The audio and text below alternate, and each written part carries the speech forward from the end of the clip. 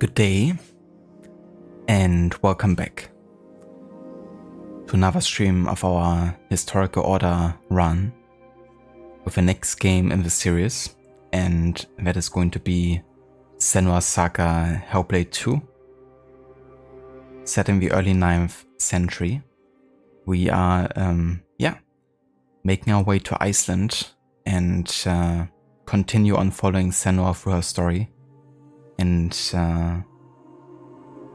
don't want to say too much actually, because it's definitely one of those stories where the less you know, the better, I think. And the more you unravel, the more intriguing it's kind of getting. But now that we have finished the first Hellblade, I'm looking quite forward to play them back to back and see how certain things might line up, you know, that I hadn't really seen prior to this, given it's been 3 years that I've played the first game last. And this game only released 4 months ago, so it's like probably one of the fastest replays I've done of a newly released game. But don't mind it whatsoever, because it's also a shorter game, you know. Similar to the first, you can finish it in under 10 hours, I would say. And packed with great narration and good moments, cinematic masterpieces, and just an amazing performance by Melina Jürgens and her co-stars. One of which is the voice actor for Sigurd in Assassin's Creed Valhalla. And what's really cool about this game is that upon finishing the game for the first time, you get the option to change the narration of a narrator to the others, is what they call it. But basically mean the 3 major companions you have in the game, which includes a voice actor for Sigurd. So for this playthrough, I'm gonna actually make use of that setting, and we're gonna have the 3 companions narrate the different chapters for us. They're gonna change, I think, depending on the chapter or moment. You can't actually choose to only have one of them, but I think it's going to be fitting, because there's definitely a bigger focus on either one of them, depending on the chapter that you're going through. And we're also going to be playing on the hardest difficulty. In addition, I won't be doing 100% with like all the lost stones this time, or phases, because in the first game you still have like time, you know, to kind of like just, backtrack a little bit, I guess, and really get familiar with the location. This game, I feel like, is a bit more on the rails, and there's like lots going on, but you don't really have as many quiet moments in between. So I would try to be quite in-depth with how I investigate the environment and try to find as much as I can. But I don't want to follow a guide and kind of be like distracted, from the actual game and what's happening, given, how much is like happening back to back. But I think the hard difficulty and the alternative narration is gonna give us a nice alternative feel of the street play. And the combat can be quite tough. I mean, in the first game in our playthrough, we didn't really die to actually like regular enemies. We died to the darkness, or to the fire, I think, once. But in combat we didn't really die. In this game I definitely expect to die plenty of times. But who knows?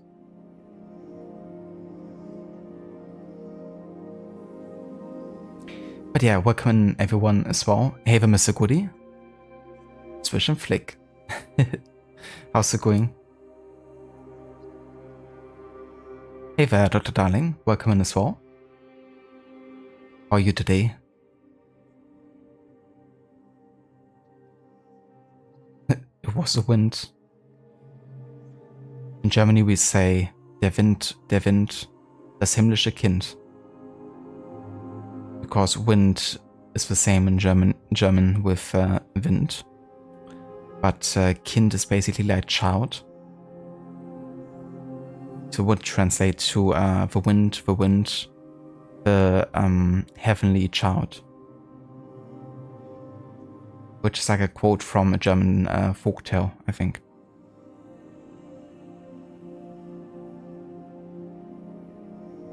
It's, I think, in, is it Hansel and Gretel? When they kind of like try to eat from the hut of a witch, which is like entirely consisting of like sweets. Because their parents have been just dropping off in the woods because they don't have any food anymore. You know, classic German folktale pretty much. And then the witch is like, who's outside eating at my, you know, hut, from my hut? And I think it's Hansel who says, the wind, the heavenly child or something.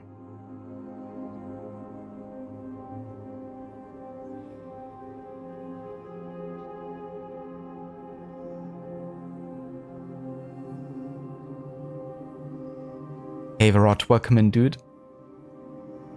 How's it going? Long time no see. And thank you, dude. Same to you. I hope you had a great time with Tomb Raider. I have to say, Anniversary looks really nice. You can definitely tell it's like that era of platformers, you know, of 2007. But I was definitely getting some actual Tomb vibes from the early AC games.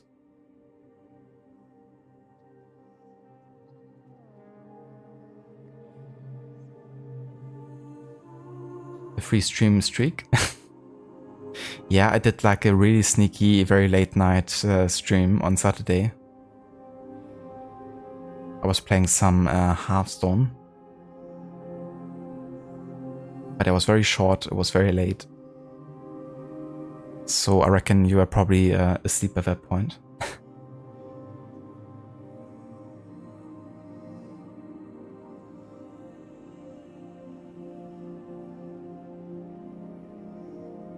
Rob Wind always getting blamed for everything. I know, right? It's like, again, you're blaming me? What if I knocked over a couple of buildings? I just can't help myself sometimes. It's your fault for erecting them. I'm just like nature, man.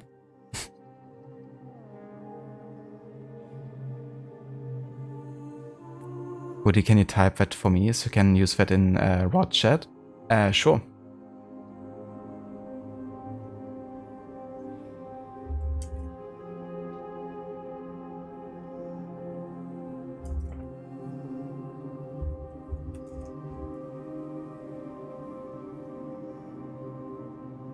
I assume you meant that one.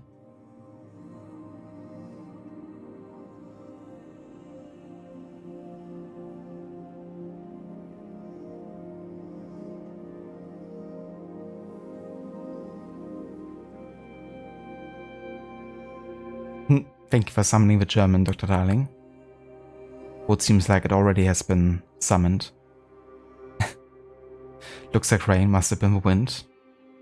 Sieht nach Regen aus. Ja, müsste der Wind sein.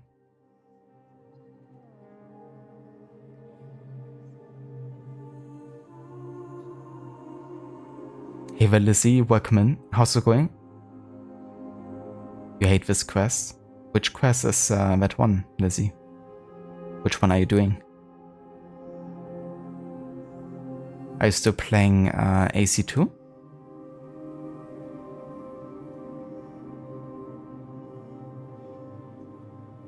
Rod is going good, made great progress, have about 6 levels left now, you think, so we'll complete tomorrow. The timing is good because you want to rearrange what days you do Tomb Raider streams, starting the next week, because you don't need as many days for the remaining games. That's good, but allow you to kind of like focus on another side project. And also, I guess, give a bit of variety, because I reckon the games, of course, can feel quite similar after a while. It's nice to be able to like know that, you know, wouldn't take you too much time anymore to get through the rest. So you don't need quite as many days to dedicate to it. So have you decided what side project you want to do on the days that will be free from Tomb Raider?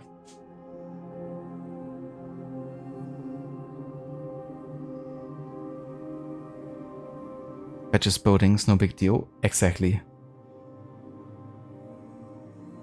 Just buildings, you know. The higher you build them, the harder they fall.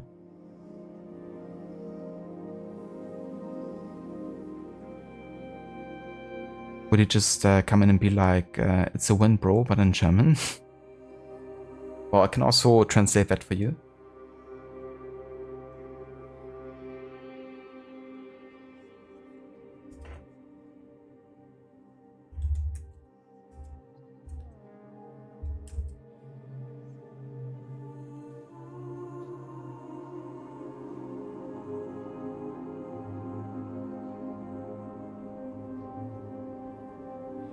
So the last word is like a slang word for bro. We call it digger, which is basically like, it's like a, I don't know how to say, like a cute way of saying fat one. Like calling another person a fat one, but in like a manner that's is more like, we're like thick as thieves. And less like actually like, you know, thick as a person. Someone you're like, you know, thick with, pretty much.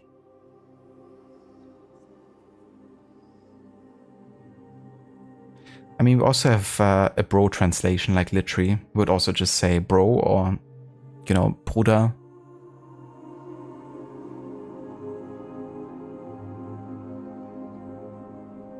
Bruder basically means brother.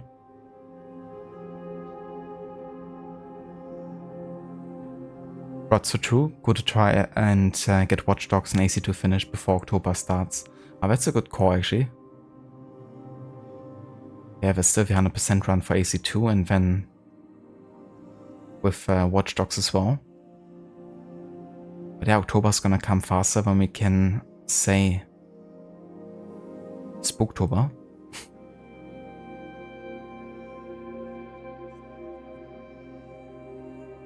But that's two great games to be able to focus on a bit more. So I can't wait to play it, you know, the Watch Dogs games again. Even Legion, I'm kind of looking forward to replaying because it's been, at this point, probably over 3 years since I last played it. Because I only played it twice.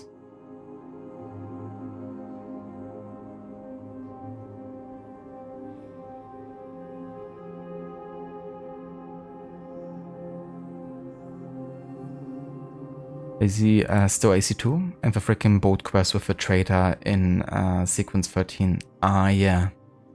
Yeah, that one drove me nuts as well.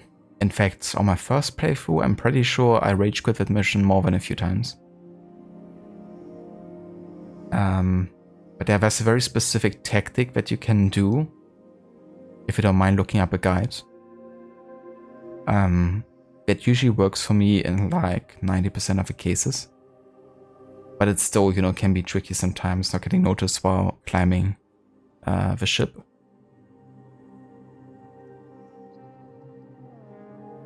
But yeah, it's a notoriously difficult mission to get right, given how packed the ship is with guards and, you know,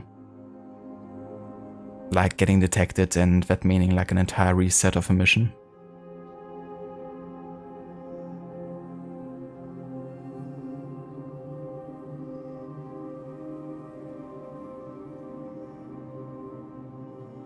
That will be handy, Mr. Cody. Absolutely. But you most likely add some more days for Watch Dogs and you finish AC2 by then. You can also add Watch Dogs as a weekend game. That's true. So will you be keeping, like will you also dedicate your weekends towards Spooktober? Or will you be doing a different kind of game on the weekends?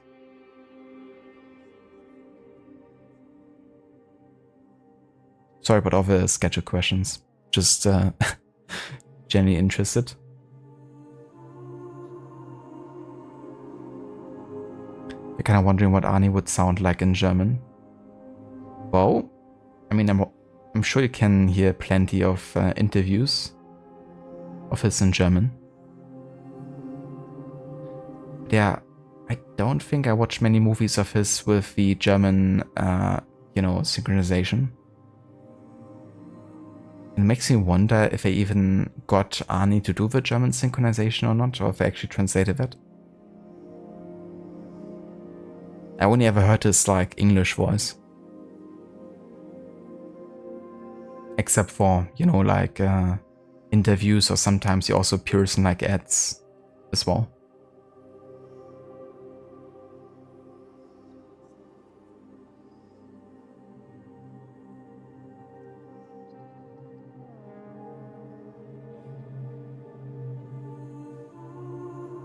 But at the moment you have 12 games planned, but don't know if all will fit, so you have only announced the main ones.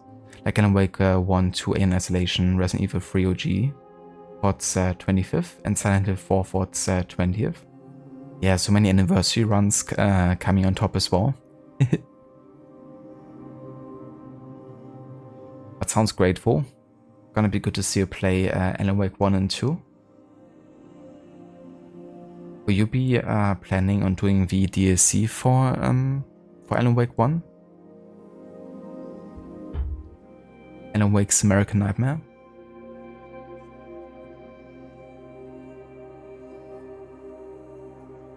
Oh yeah, Silent Hill 2 is coming out.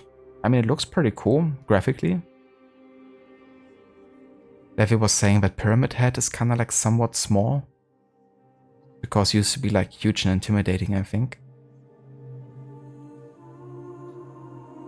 Personally, I don't know much about the Silent Hill franchise. Never played them. I got you, Lizzie. Yeah, that's definitely fair, especially for those kind of missions, you know. But it's like, you know, not really as fun and enjoyable anymore.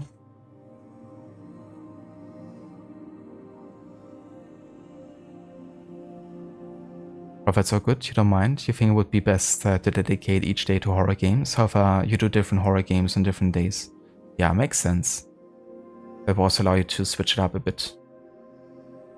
Especially if you have like a common theme between certain games.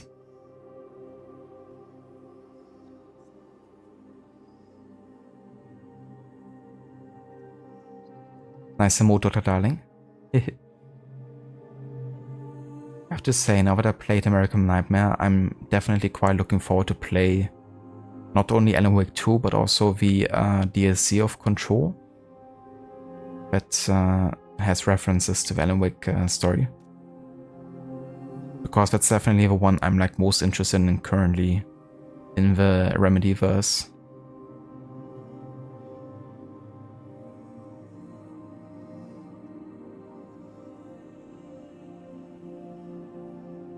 As you so Matt, you just wanna move on to Brotherhood already, just so you can start on the collectibles. Yeah. But I'm sure you can, you know, get it done in any of the next tries. And from then on, you know, you're basically almost done with the game.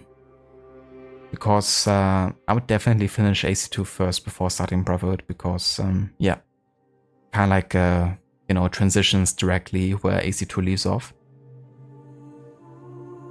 And you definitely get like a spoiler otherwise. But I'm sure you can do it. It's gonna be any of the next tries, I'm sure.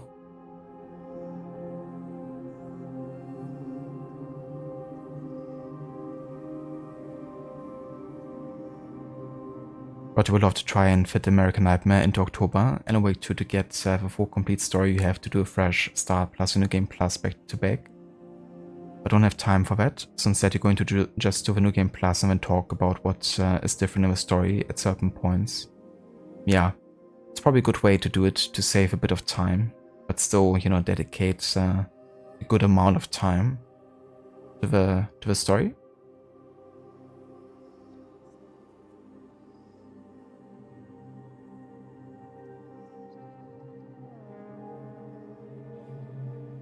Oh, that's cool, Rod. Yeah, I wanna play them eventually. Unfortunately, I could have actually had the DLC for Control because I had given a code at some point, like a couple years back, for the complete edition, but I already had like the base version, so I was like, okay, if I already have a base game, I might as well just give it away. So I gave it away. but then the person didn't actually use it, I think. So yeah, that key is up and gone. But I think you can probably get the DLCs for quite cheap on sale nowadays. I mean, Control has been out for a while.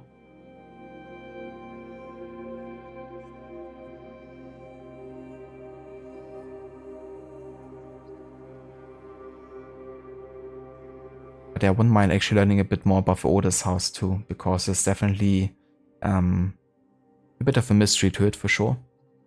Many unexplained things.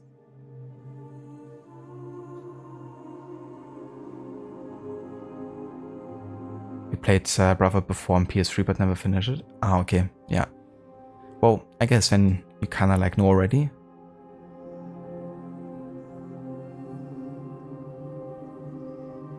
Liberation Night Springs. Need to use that in Raw channel. Yeah, that's true. Alan Wake 2 seems quite long in comparison. Whenever I watch someone, definitely feel it's a bit like slower pace, I guess, but maybe also just like more chapters.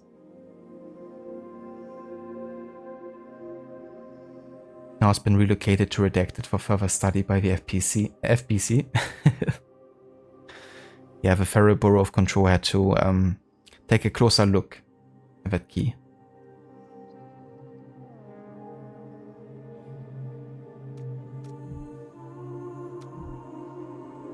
Okay, so as I said, we have changed the narrator to the others, an option that only becomes available if you already finished the game before. I was fine on YouTube with this game, so I'm not gonna enable the streamer mode because I want to actually listen to, you know, the original music if I can. Combat is set to hard.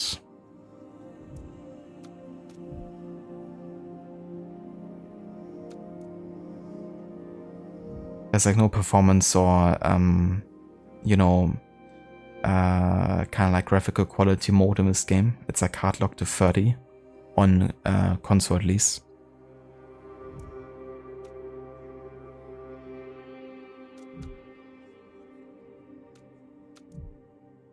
I assume the controls are pretty much similar to the first game. Yeah, pretty much.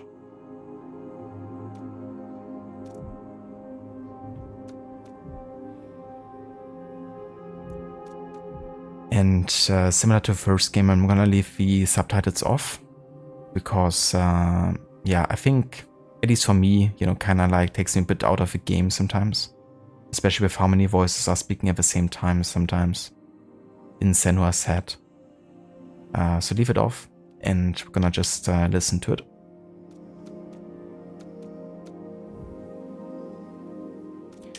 And similar to the first game, there is a feature about Senua's psychosis, but we won't be watching that until we actually finish the game as well. There's, however, a story so far, but I don't think it's necessary considering we just, you know, finish the first game and watch the feature.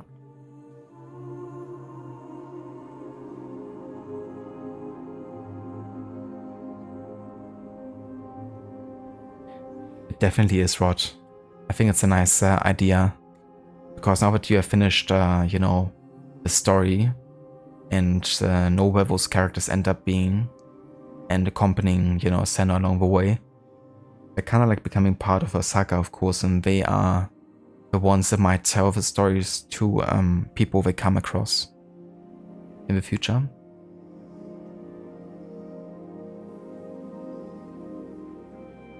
I had a bit of a comparison earlier today when I was setting this up, kind of like watching a bit of a beginning with either option. And it already creates like a very different vibe, I think. Because the person who tells the story is almost as important as the story itself.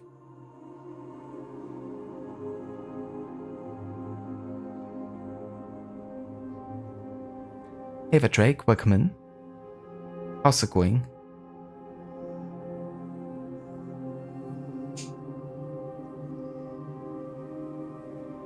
For 30 minutes left before the more music rings. Count the fingers of the main menu. Can you? How many is it? That you can actually see.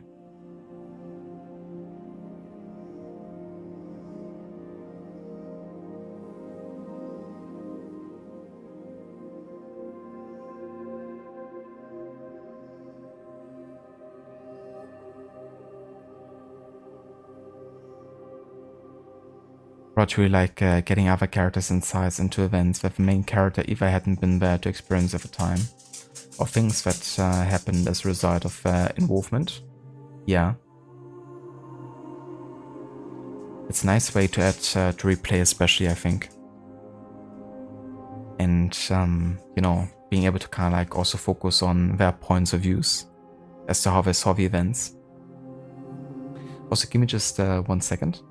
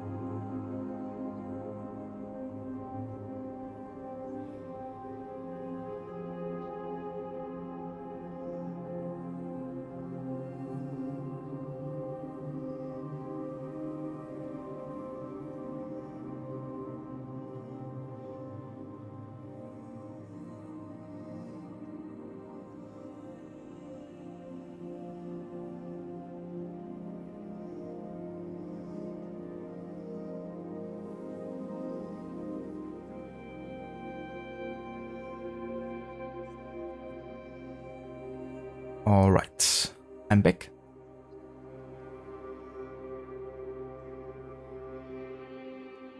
Drake, you've been, well, really excited to be gone, Guru. How do you mean? Sorry, I never heard that expression before. You see plenty of fingers. How many fingers does the main menu have? Still at 35. Yeah, no idea.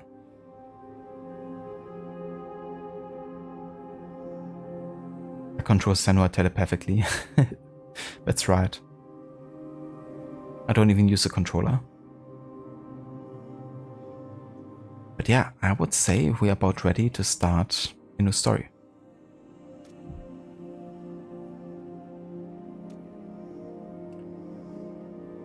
Yes. Ah yeah, so I can choose here again. Ah, so there's like another option you get by just unlocking all the Lore Stange. Interesting. But yeah, we will just go for the others for this one. Gain a new perspective on the story from the others.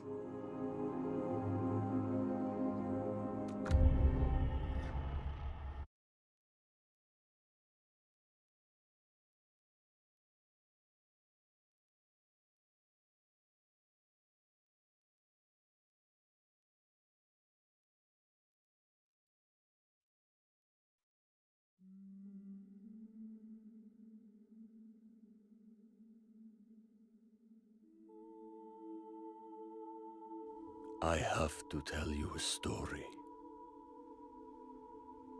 I don't come out of this well, but I want you to know the truth, so you can see it all. See a different side. Because it's not just Senua who hears things. Sees what isn't there.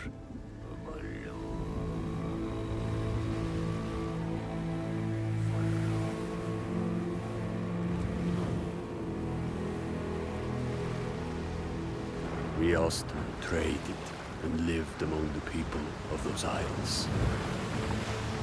But my father said we needed slaves. And we, unthinking and unquestioning, obeyed.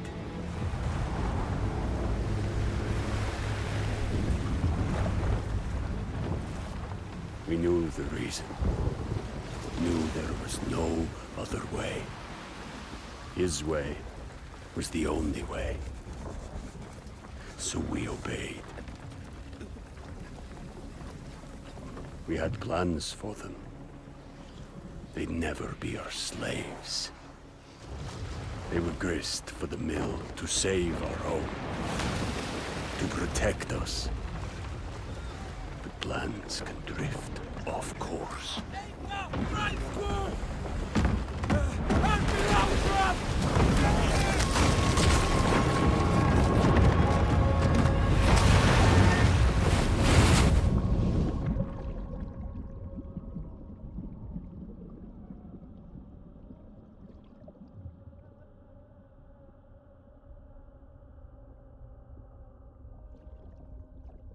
It begins as it ends, alone in the dark.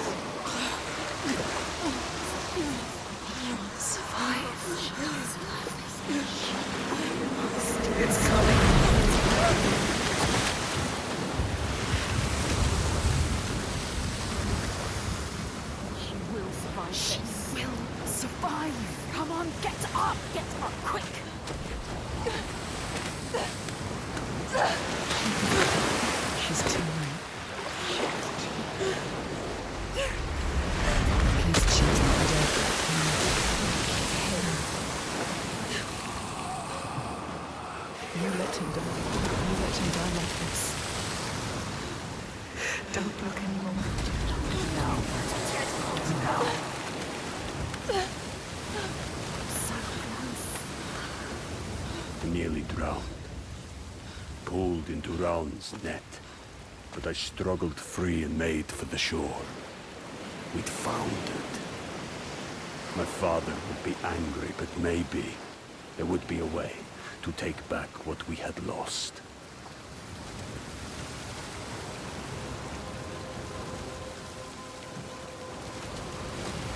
We can't stay here. Too cold. Let's climb. Don't think about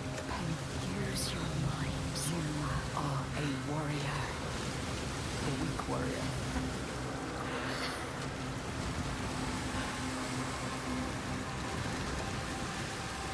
I gotcha, got a rot, so it's a song from First Dead Rising. I see. I never heard of it, I didn't think.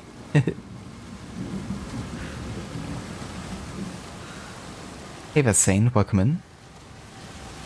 Upon you as well. How's it going?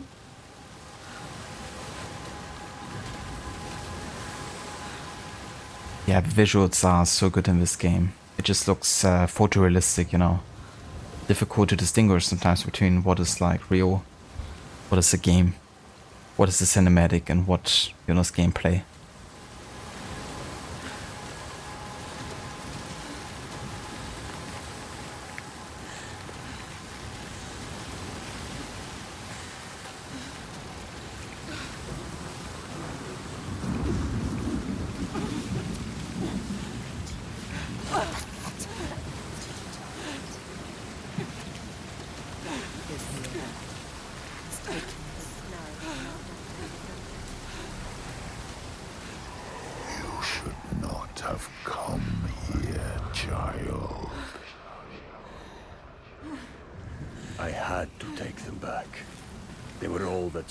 Between us and the giants. I never wanted it. It went against what I had been taught. Courage. Honor above all. But he said it was the only way. And I obeyed.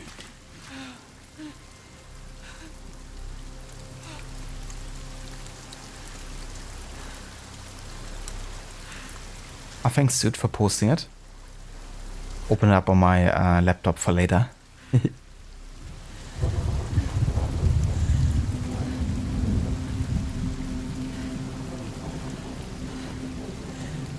Sandy bought a wheelbarrow of kartoffels, planning to make rotisserie chicken with roasted carrot, potato and green beans, served with juice and rice. That sounds absolutely delicious, Saint. Can I have some? I'm planning on eating pizza tonight, but I wouldn't mind a bit of that either.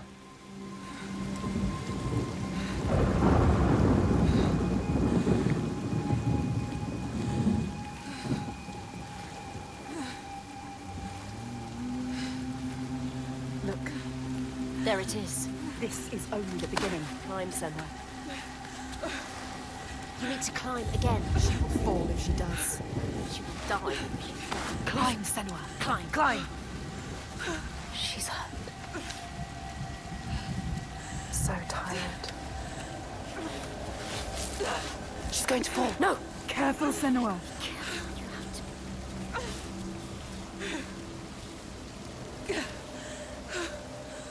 Come on. Climb. Come on. Don't listen to the body. Don't listen to the pain. Listen to your mother. Coward! Why have we come here? Stupid! Come on! Climb! She's too exhausted. Too exhausted. It's too much.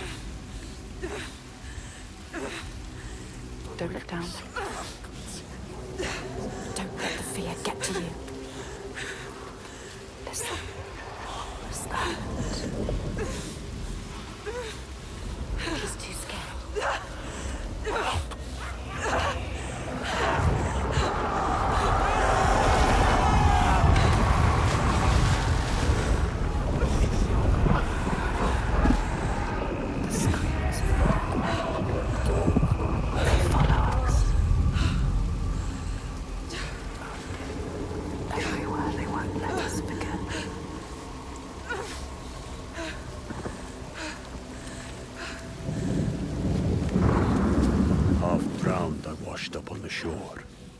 Hear their voices, my friends, our captives, all calling, some in despair, some hope. I'm not sure now which was which. We stole them. I'll carry that with me, always.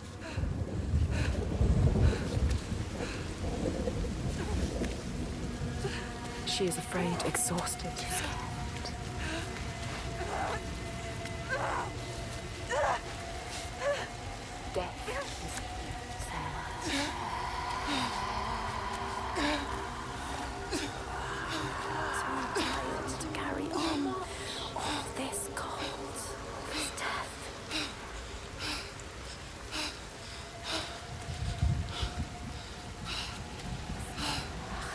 stupid plan. Why did we come here? She's stupid. Ready. You're too weak. Ready. You should not have come here, child.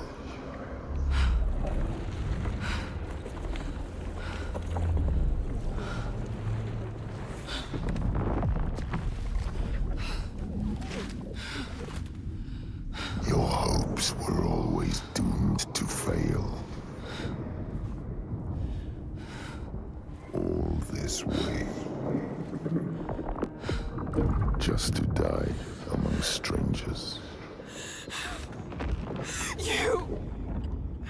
Why did you come back? Did you think you had left me behind? I am always here. I won't listen to you! I hear his voice, not in my ears like her, but in my mind. Strong, my father, driving me on. The only thing I know, my mission.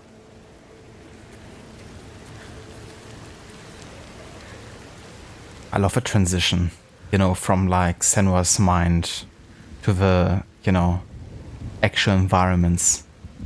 And also how it really, you know, aligns very good with the end of Hellblade 1, of course, because she ultimately, you know, feels like she's more in control of like how much she gets to listen to the voices and how much she also lets it control her in return of how she's seeing it. And that's definitely something the second game plays into a lot more. It's like making the distinction between, you know, what is real, what maybe looks different to her, but also to others.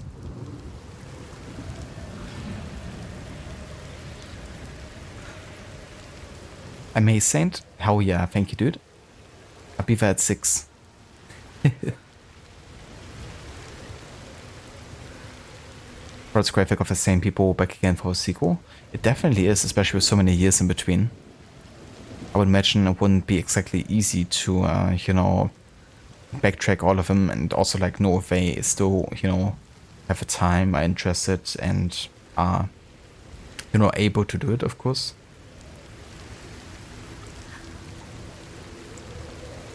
Hey Virginia, welcome in. How's it going? I am, thank you. Having a nice day. Starting our replay of Hellblade 2. Love these games so much. Have you ever played them? Hellblade 1 and 2?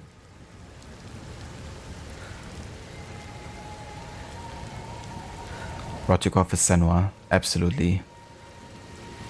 She's been through worse. And she's a warrior. What sacrifices has Senua made? Yeah, many.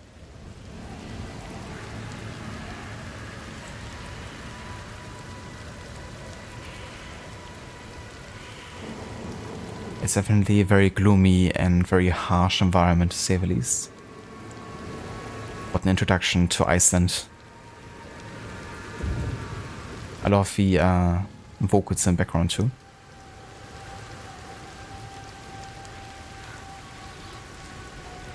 But that's a great way of putting it. You also like how Senua gets to interact with other actual people this time around. That is true. But the first game was a lot more introspective and much more focused on, you know, herself and kind of like the voices of others and memories of other people.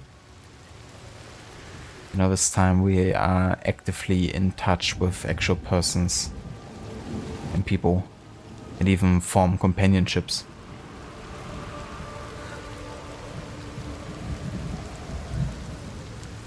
There's of course been an element of it with Druth in the first game, but there was of course like more of a retelling of memories that she shared with him.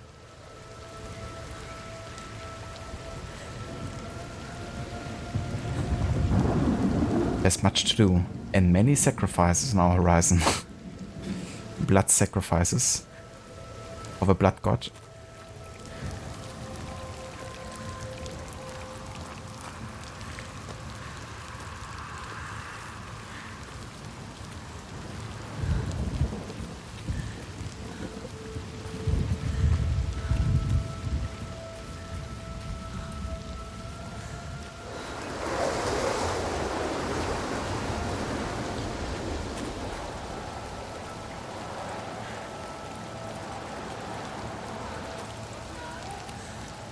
Senua, listen. She needs you. She needs help. She needs you to go to her quickly. She's dying. That shit is pathetic. She needs you.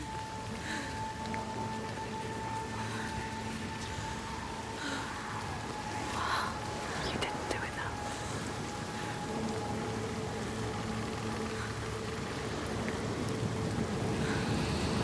Get across to the other side.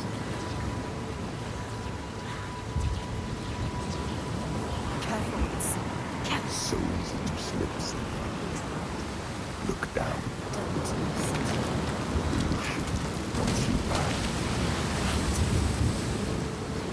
You don't listen to him. Yeah, no worries whatsoever, Drake. Thanks for dropping by.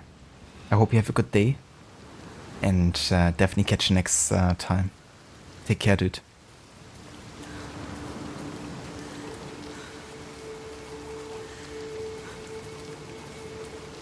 There, the symbol. What does it mean? The slavers. This is the right way. The signs are leading me. They brought me here. Our sign, emblazoned across all the land. A symbol of our dominance. We were the only ones to thrive.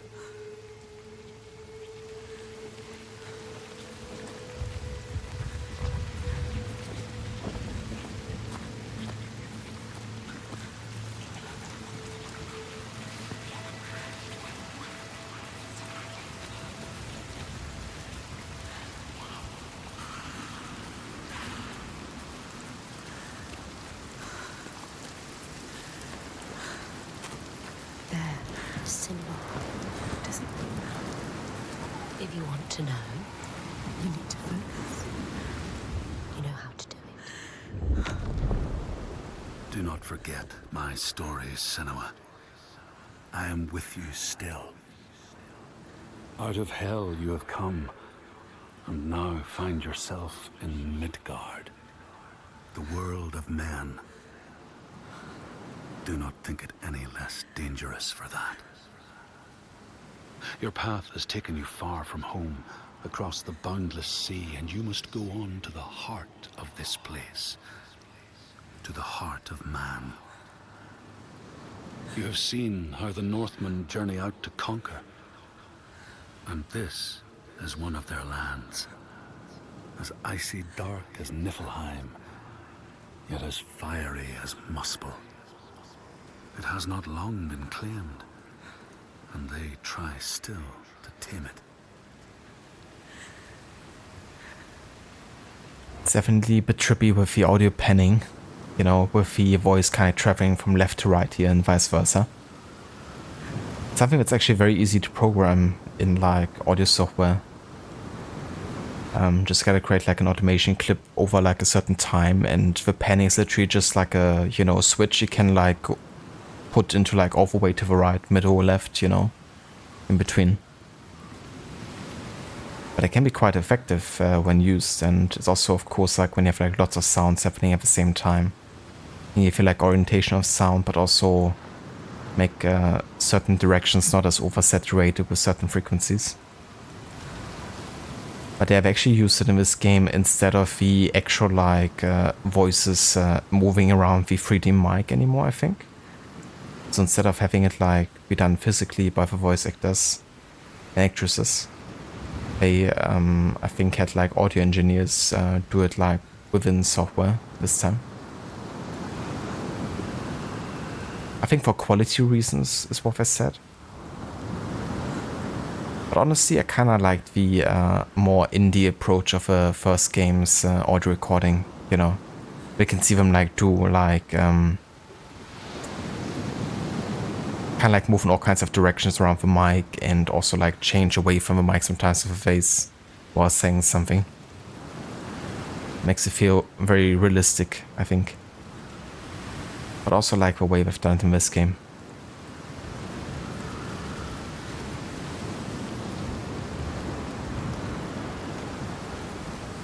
But you lost count how many times you just stopped and had to double take with this game's visuals. I don't blame you. I actually wonder how to open up the Fotomod? Ah ja.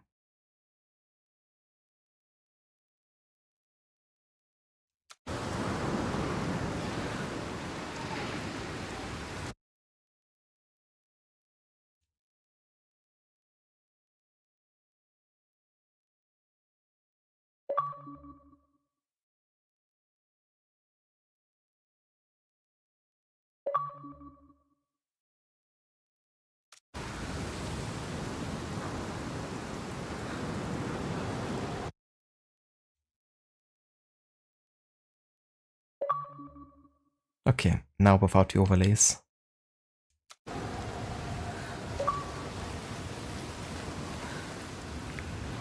Truth is my truth. That shape. An enslaver. Follow him, but be careful. They will kill you this time. Like they did to her. On the cliff. You were too weak to help. Follow him. Be ready to fight. She is a warrior. A warrior with no sword. No weapon. She came here with nothing. What good are you to anyone with no weapon? He will kill you. He will.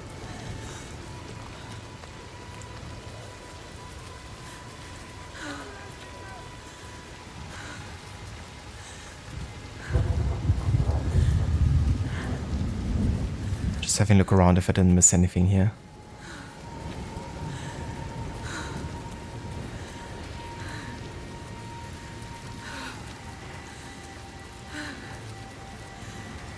Don't think so.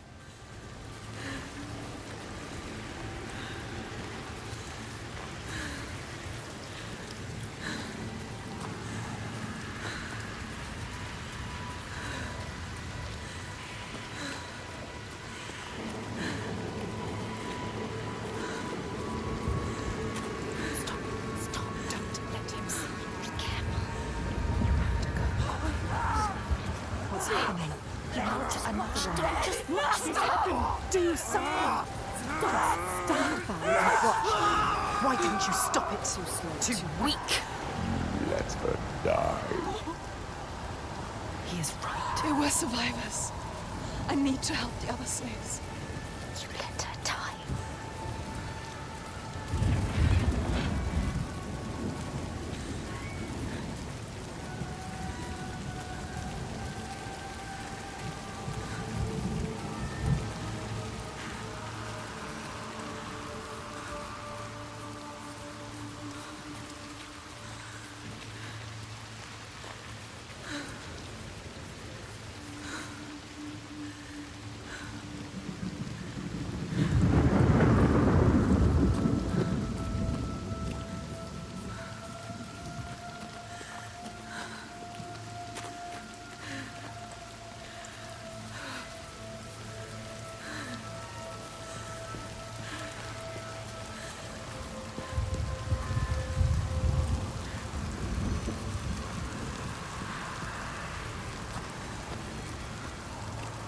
Yeah, I don't think any survivors here.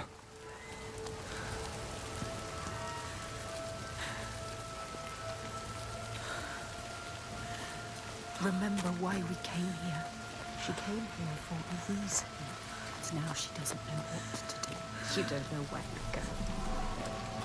Your plan is in pieces. She is lost. You're lost.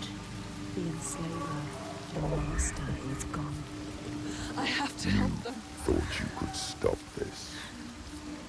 But you have lost your mark. The sea tore him away. Just like your hopes. You don't need to listen to him. You know this now. Listen to us. You know better. I'm the survivor. He is trying to trick you. We need to help the survivors.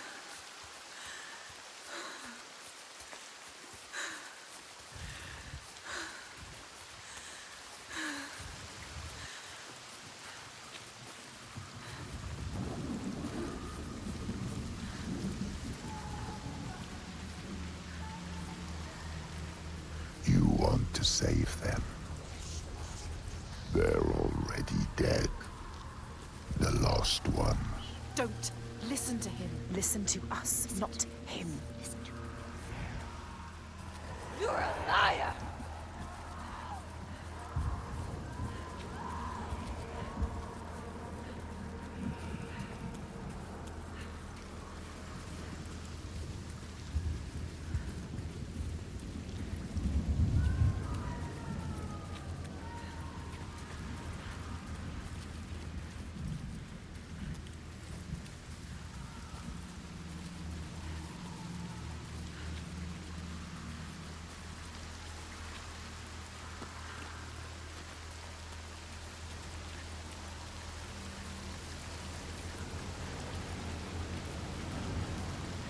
But just need to find a shipbuilder, as long as they aren't bad shipbuilders, of course.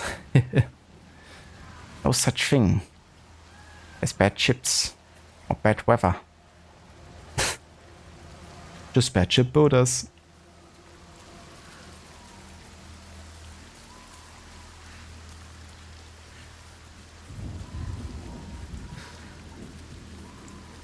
I never get tired of hearing that quote on Witcher 3.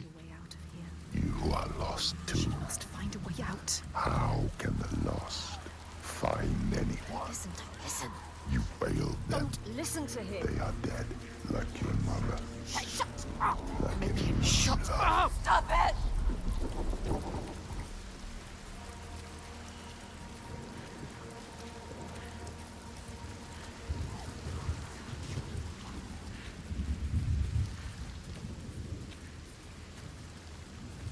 So I'm trying to kind of like go into all the nooks and crannies I can find here. It seems like a lot of them are really just like dead ends. You know, Watch Dogs. In Hellblade 1, usually when you have like another path, there's like usually always something to find.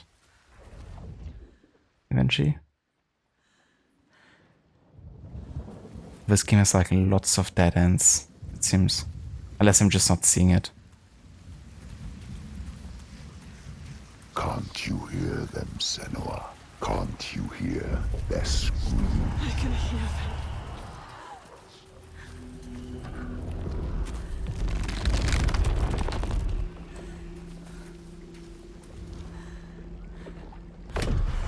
They are suffering, but I set them free.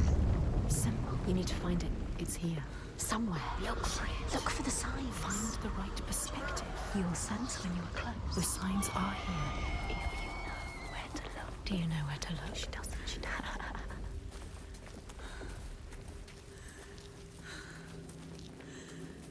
So the mechanic of finding symbols reappears.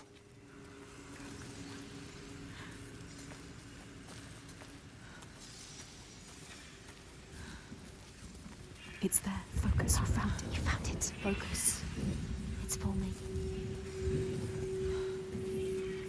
And there's of course the symbol of the clan of the slavers here. You don't know how deep this darkness goes. Yes, you've done it. You completed the symbol. What now? You must go back to the gate. She must go back. Behind the symbol is the source of the darkness. Source of their darkness. You need to understand it. Uncover the darkness, Senua. This is why you have come. But the irony being that Stephen Hartley, who voiced the darkness symbol, was some characters in Witcher 3. I saw that as well on the Wikipedia entry. Because I think it was Aura that was asking who actually the voice actor is behind the character. But they had such a remarkable voice, you know. Definitely reminds me a little bit of the Charles Vane actor from Black Flag, who's also another Brit, with a very deep and raspy kind of voice. But yeah, great actors, both of them. I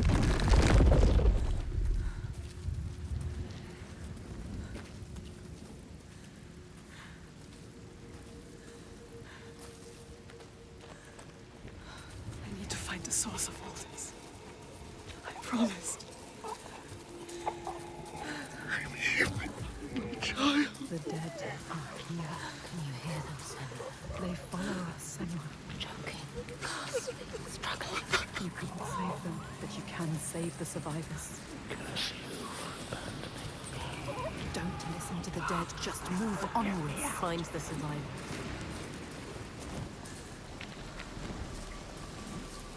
The visual effects in this game are just great.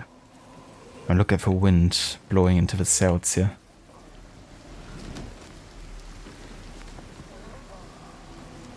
Prof, it's a great comparison. It raised the cloud here loud. When even, you know, Vane tells you that you fucked up, then you really fucked up. Like, you know, smoking a pipe right next to an explosive. Even he knows You shouldn't do that. He's pretty close to being a lunatic at that point. What have you done? Please help! Anyone help! Help! So many times. There's nothing you can do. Do you see the body, Senua? The sea throws them up to show you how you've lost. Look at them, Senua. The faces of the ones you fail.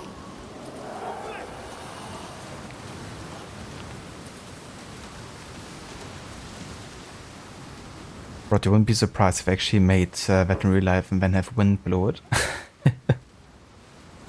That'd be funny as hell.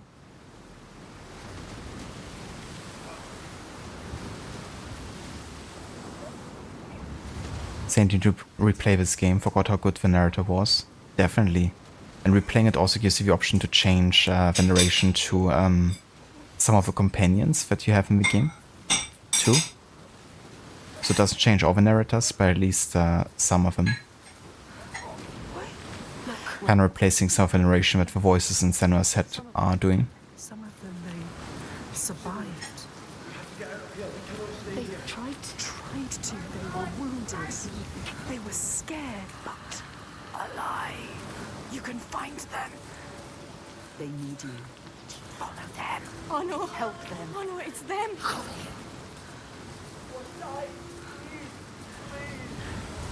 Find somewhere to hide.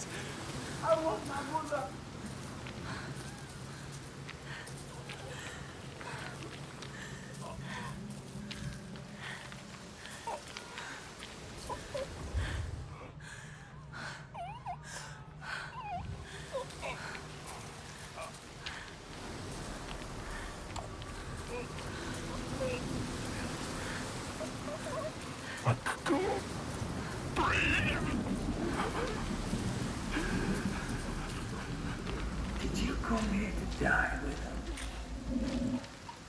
Is that what you want? Watch out! Don't let them capture you again. Are you going to let them kill you? You can't. Oh, listen, don't die now. Listen. Use your rage.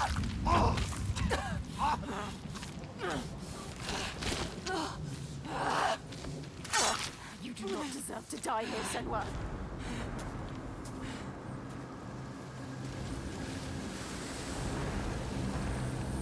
He's dead. Well deserved.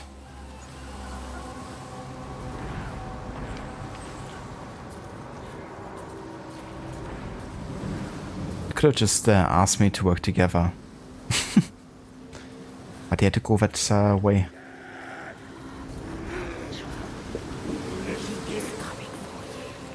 Absolutely right. You know, headphones really are a great game changer for playing these games. Also with like the audio direction of some of the sounds and voices. The Northmen. Remember what they did to Dillion. What are you waiting for?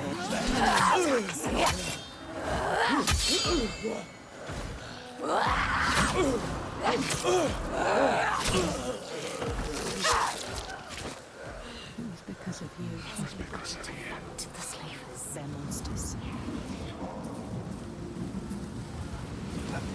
You killed us.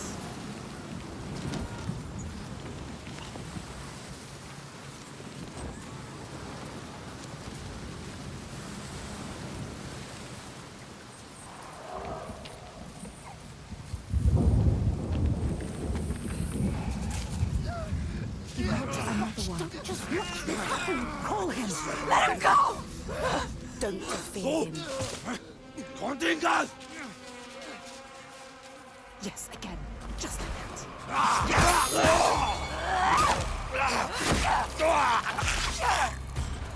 She has to survive. You must. You have to survive for us. You made a promise. Another thing I love about this game is how cinematic the combat feels. It does feel sometimes a bit like a reenactment with like, you know, that certain encounters are kind of like scripted in how they happen sometimes. but the animation quality in between each target and within a fight, and of course within individual fights you have like quite a bit of control and agency, but it really bridges the gap quite a lot between cinematicness and gameplay in combat.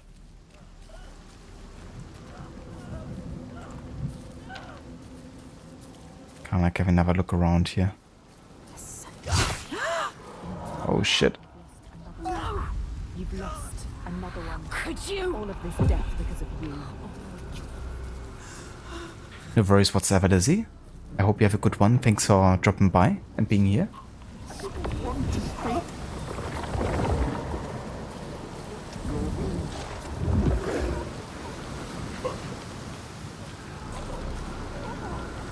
Everything you touch dies. You are cursed. It is you who bring your darkness here. You're not. Why did you bring your curse here? You do something. Yes, just like that. That's it. Just like that. More.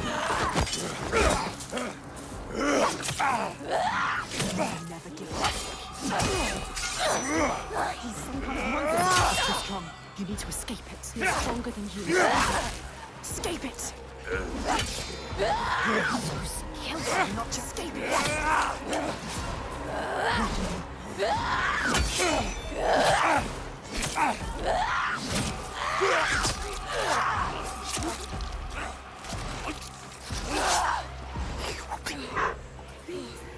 Please take me home. Someone needs you. Listen, they're calling. Quicker. The boat. Go to the boat. There are many, many souls in there. Quick! How many can she save? You could help them. How many are there trapped? You don't know what this is. It's nothing. She has to check. No. It's all in your mind. There may be others you can save, but I don't get tricked. You're imagining all of this. Let them find you. But they're calling you. You cannot ignore their cries. You have to save them. Even if you only save one, it is enough. No.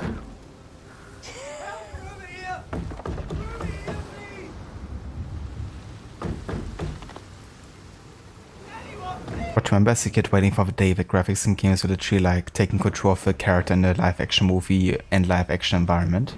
And now here we are. Absolutely. You know, it does feel, and it is very, very close to that. Of like actual movie quality, you know, very cinematic, very realistic looking. And the Unreal Engine, you know, does carry a lot with making also the lighting and environments and visual effects, and of course just general like animation quality looks so good.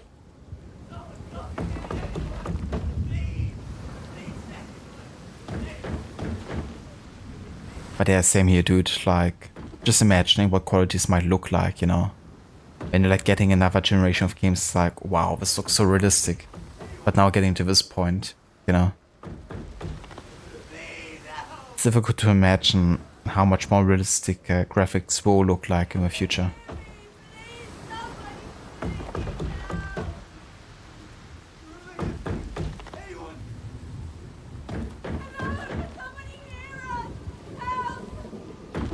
Hey there, Aura, welcome in. Senua, bestie. Indeed, we are back with more Senua action. Yeah, she did look better, but also look worse. I mean, she was pretty damn wounded in Hellblade 1 at the end. Outfit reminds you of Yazilla from Far Cry Primal. That's a good call, actually. Yeah. I can definitely see the similarity. It was like the most advanced tribe from Far Cry Primal. The one that already mastered fire and agriculture.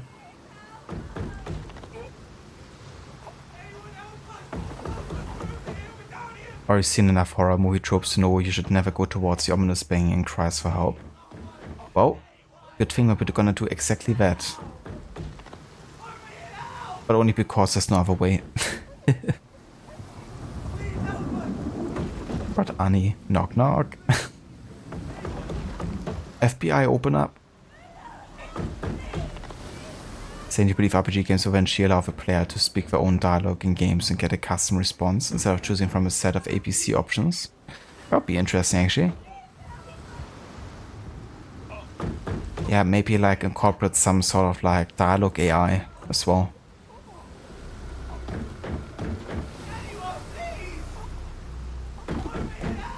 But you saw a live stream with Melina around the time this came out, and was cool to see her playing herself. See her play herself playing Senua. Yeah.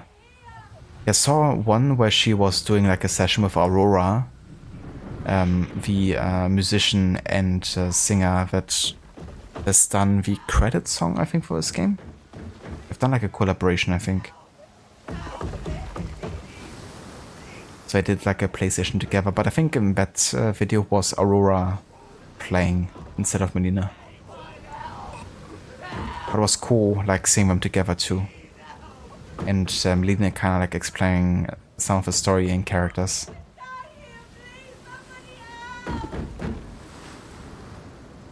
Does this pick up directly when the first one left off? Not quite. The first one is supposed to be in the late 8th century. So like in the 1790s. And this one is already supposed to be in the early 9th century. So like closer to 810 roughly. So there's, according to developers, there's about 10 to 20 years of a difference between the two games. And this time we also made our way to Iceland. Pretending to be a slave pretty much. But yeah, we got stranded bad. But now we're trying to free the other slaves. Hold on. I'm coming. Please, someone! Anyone help! Help!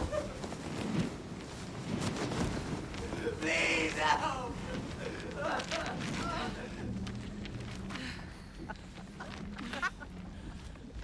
Stupid girl.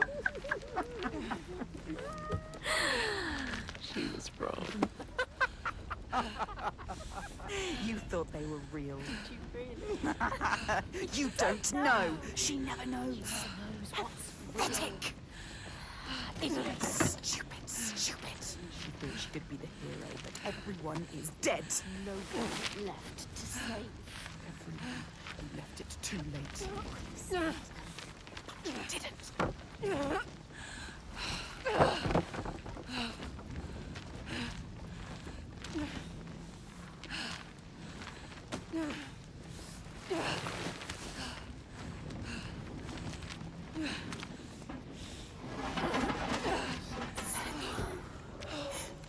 Save us, but you didn't.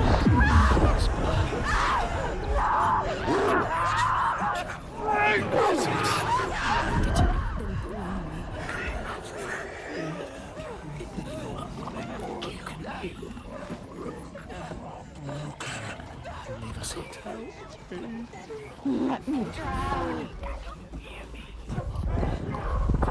I will follow you.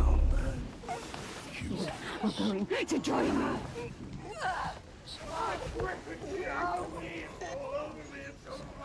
Kill your lover, then. So many more will die. Do you know Freyslaug?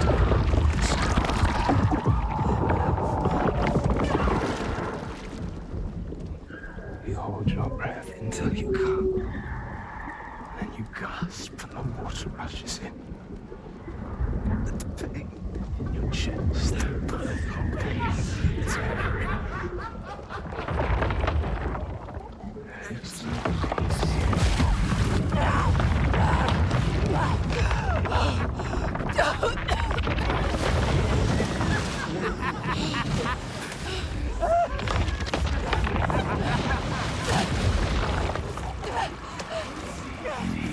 Death with you, Senua.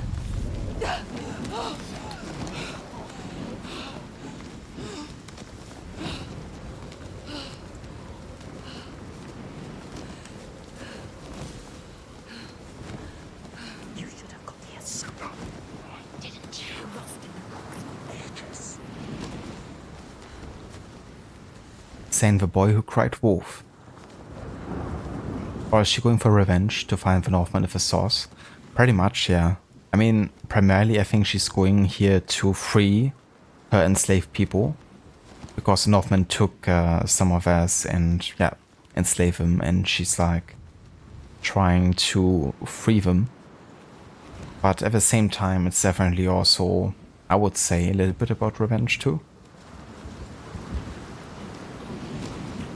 But I think her motives are definitely primarily at getting herself be captured by the slavers so she can find the other slaves and free them.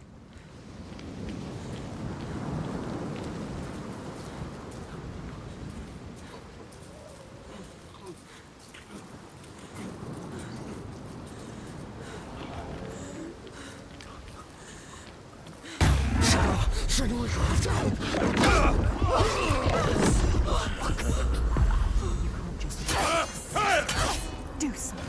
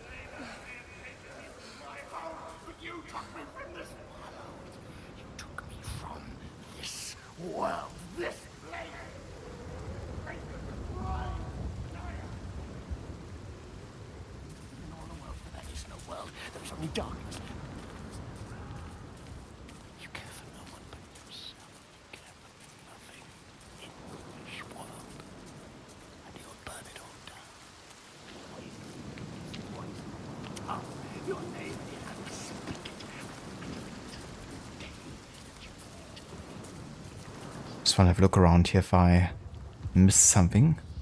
But I think the first chapter is a bit more streamlined. I think less collectibles than the later ones. Not that I have to collect all of them, of course, in this playthrough, but I'm still, of course, trying to be thorough.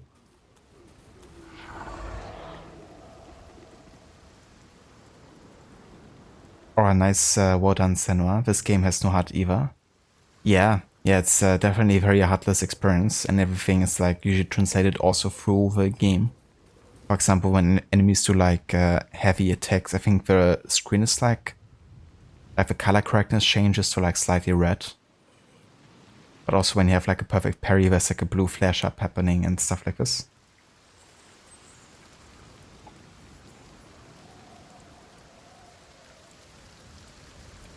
I don't blame you, Aura. Yeah, Senua is a very amazing character. What do you think from memory you missed about 3, you think? I missed a couple more. I think I missed about half of them.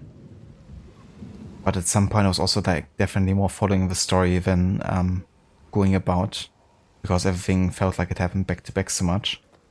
But at this time I'm definitely trying to take a bit more time with everything. I probably still miss a few of them. It would be nice to get at least a couple of the ones that I haven't gotten on my first playthrough.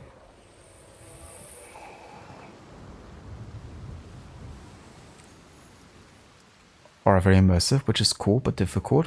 It definitely can be. You really gotta pay a lot more attention to the actual animations of enemies. But yeah, it's something that I love, of course, which is why I've done so many no-HUD runs of different games. Because when games do it well and also focus on it, you know, it can really bring you, at least brings me like a bit closer to the actual character, like what's happening to them.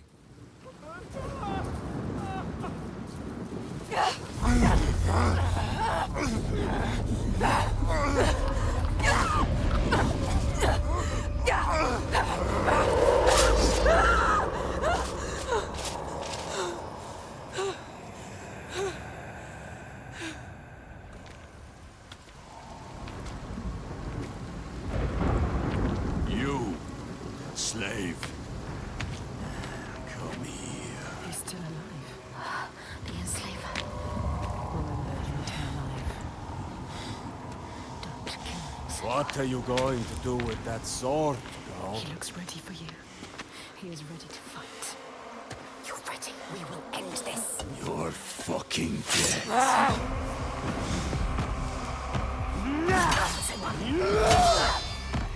Move quickly. Come! He could kill you if he wanted to.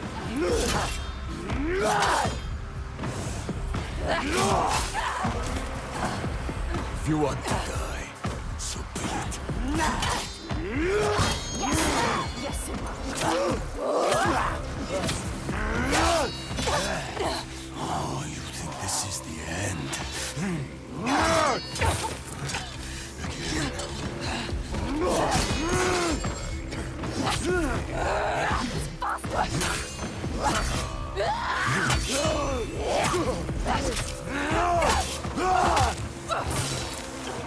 The best you can do.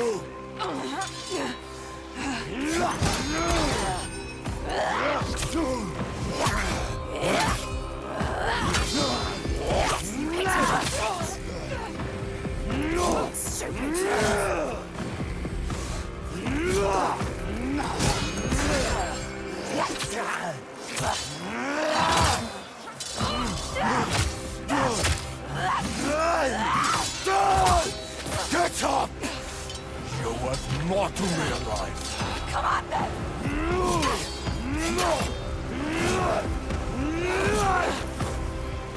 I need to hit him.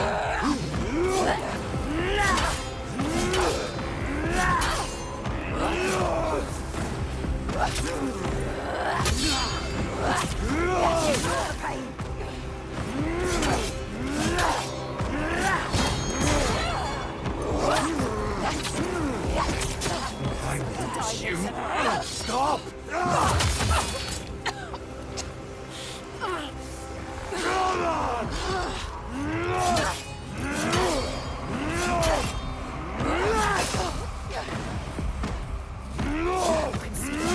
Feel it. Get up, get up. We have to get up. This can't be the end. Still got some fighting.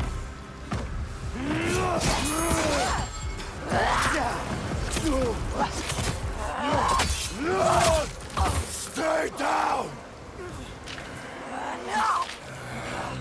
It is then.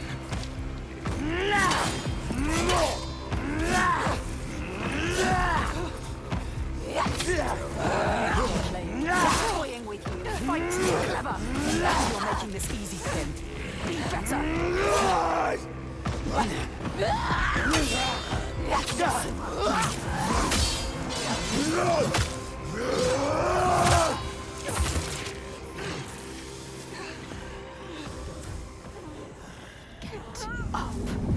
Don't be a coward. You have to fight. You have to be fighting all the things you need. What are you doing, Senua? You have to move quickly. Move to kill you. You ready to fight? Grab it!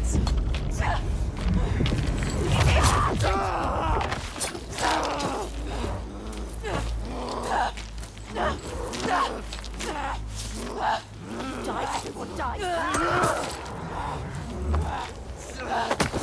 People, he took their lives! Monster! He again! Monster! Yes! Wait! What are you waiting for? Wait! Do it now! You can't! You can't! Kill him! Stop!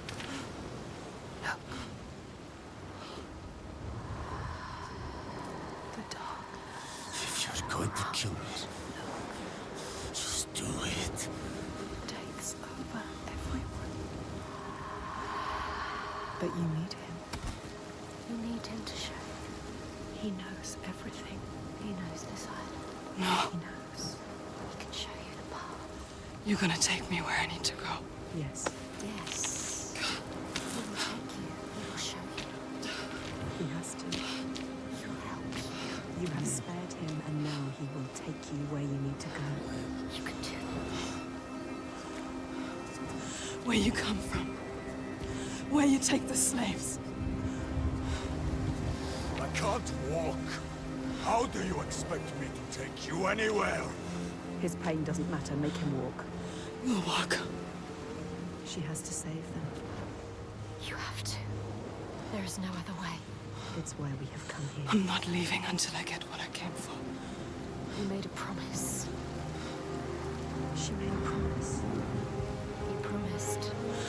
I made a promise.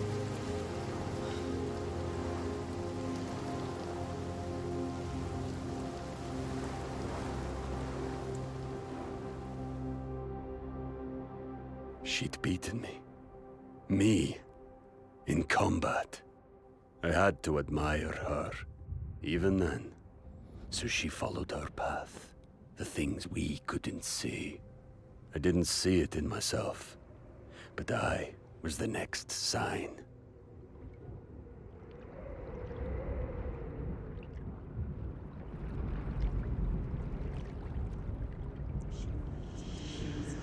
You could see it. Do you remember it? She knows that suffering, that feeling, poisoning her mind with fear. That rot Covers him now. covers him. Do you see it, Senua? She sees. Do you see the darkness? She feels it. The faces of fear and suffering. You can see it. The sign. What does it mean? That sign. What is it? You need to understand. You need to understand. Answer. It is my father's sigil. His father, Your father. The Gothi. monster. He's here. Look at him. No. The shadow. But this place is his. The people here are weak. They would not survive without his help. You have Like you. Does she? Enough.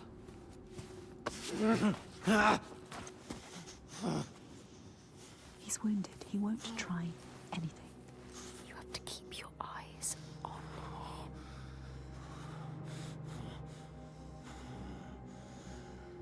him. There we are. Beginning of a second chapter. We should have thrown you overboard. Got our first companion. I wish you had drowned like the others. Just wait till I get free. I think it's a good first companion to have. At least there's gonna be a good amount of like discussion and arguments. You seriously think you will survive here? You don't know this place. He is evil. He knows this place. She shouldn't trust him. Got to love his style of music. Same here, dude.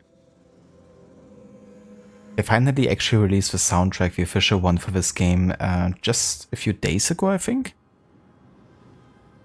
Yeah, it took them 4 months to actually release it. But we can now listen to the entire thing.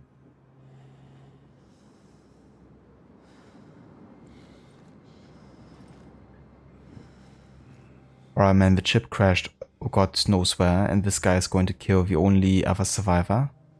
Yeah, not the smartest move. But technically these are his lands foes, so I think he should be fine surviving. If it wasn't for Senua. But who knows, maybe she's gonna prove herself in, you know, saving his life in other ways. Yeah, the mocap quality is so good, and there's like so many different animations for finishes as well. So every encounter feels very unique with the enemies you're facing. I also enjoy when female characters actors are allowed to be ugly and showing emotions. It's more real and raw. 100%. I don't like to paint a picture that's like modeled after a certain genre either. You know, like media and movies. It's good to kind of like break this open. Just focus on the persons. You know, the characters. And if they're feeling a certain emotion, allow them to, you know, show it in whatever way they see fit.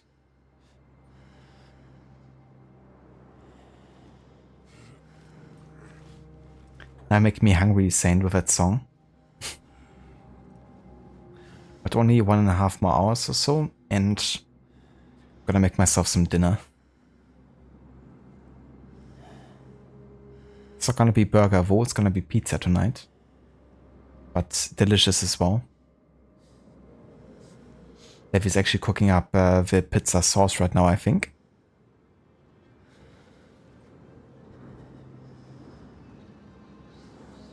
Rodvo's eyes faints. It's such a good shot. Reminds me of the one in Shadow of a Tomb Raider, with Lara coming up from the water. The fuckboy haircut, your weakness. Darren's much nicer than this fellow. At least at first. That's saying something. You didn't realize, Rod? Yeah, someone on Reddit posted it. Otherwise I wouldn't have known either. But yeah, I was looking for the soundtrack left and right when the game launched, but there was like nothing to find really, except for, you know, like official stuff they've released up until that point, but it didn't include like the entire soundtrack or anything. Saying his voice sounds familiar, I haven't heard him before. His name, yeah, I'm not sure right now. Let me see. Also, hey Vashilla, welcome in, dude. Ahoy. How's it going?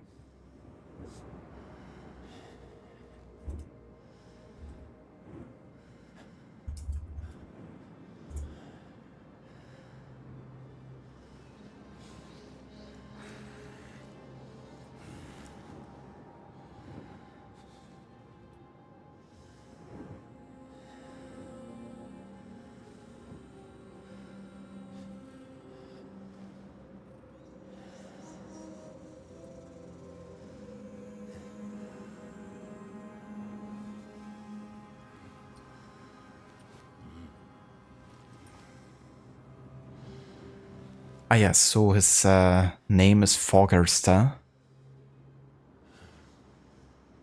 And he's voiced by Chris O'Reilly.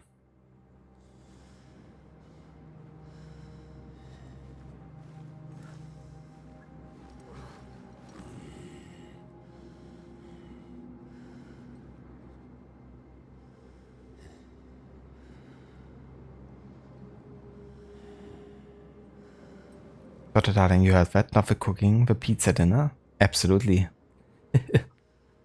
Trying to make as many people as possible eat pizza tonight. By talking about it non-stop all day. But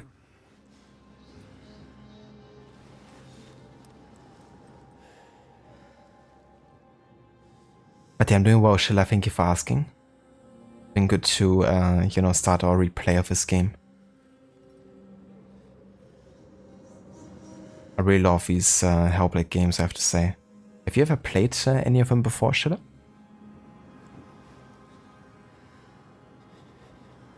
Oh, that's a really cool shot. Love the frames and the silhouette in that moment as she rises up out of the water and the music is Chef's Kiss. It was definitely one of the best cinematic moments in that game, and there were quite a few of them.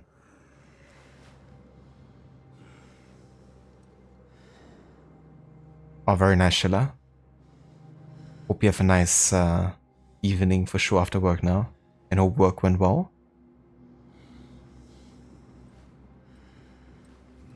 You wish you were near a 24-hour pizza place. I don't blame you. Oh, game is going idle. I hope there's like no delay now, because last time it's actually created like a delay on the video we were watching.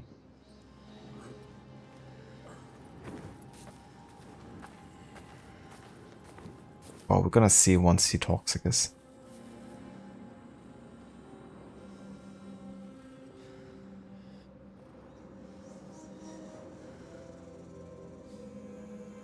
Tell you could fancy some pizza.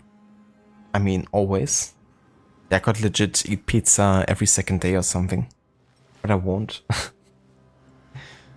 But like such a nice dish as well, because you can, you know, put so many different toppings on it.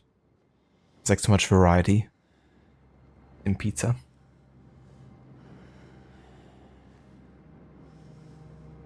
You never played any of their Hellblade games? I think you might actually like them. I mean, no idea. But, yeah, I can definitely recommend them.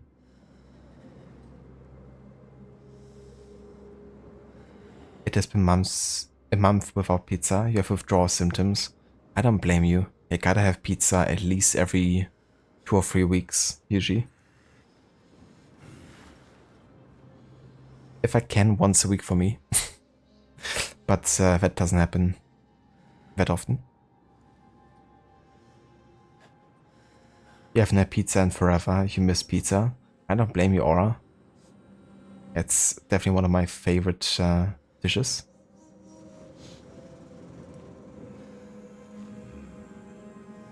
Yep, that's the one saint.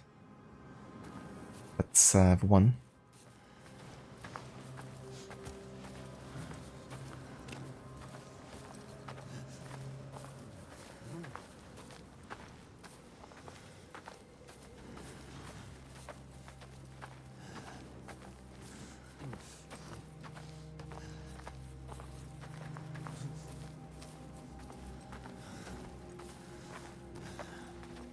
Nice, little darling. About to make some Spezi.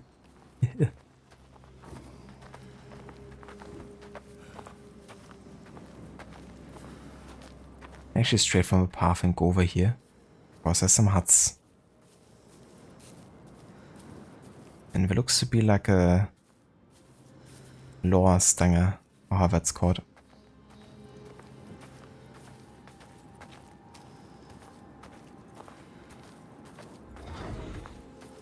Seems a bit weird, you know, leaving him all by himself.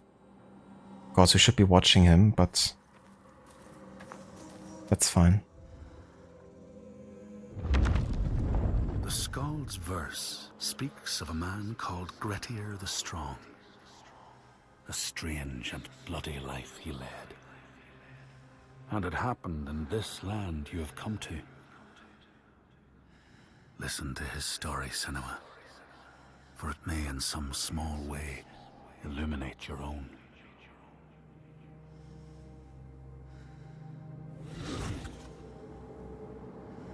He's fine, I left the AC on. Exactly. It's fine.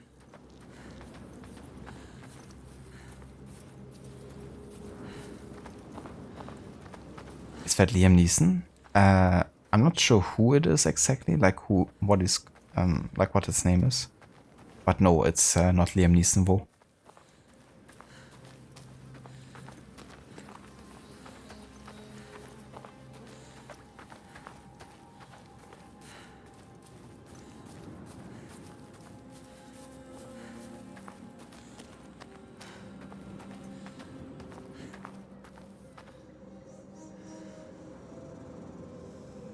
But something you haven't had for a while and has different names in different places, but mixing scoops of ice cream into soft drinks, absolutely delicious.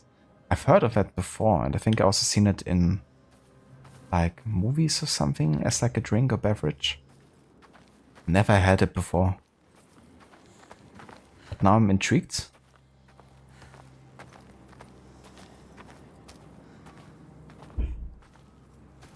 So quiet. No further. Something's wrong. What happened here? It smells of death. He doesn't want to. The settlement has fallen to the Draugar. Oiga. There is nothing but death beyond those gates. I don't want to see what's in there. Did you hear it? Did you hear it? Don't listen. Someone is suffering. Help me. You need to go inside. You need to help them. Someone needs your help. Everyone is dead in there. Everyone. Help us. Do you want to join them? You came here to help. Let's go. Listen to yourself. What is beyond there is too dark. We are leaving. Now. Don't give me orders, slaver. We'll find another way in. You need to find them. Move quickly. Quick. I do like how his presence kinda drew her outside of that vision she was having. It's kinda like what I was talking about, Aura, in Hellblade 1. How they changed in Hellblade 2 that you have like more of a distinction being made between the real environments and what Senua's seeing. So it's Nicholas Boatman plays Druth. Thank you for sharing that, Rod. And his IMDb link.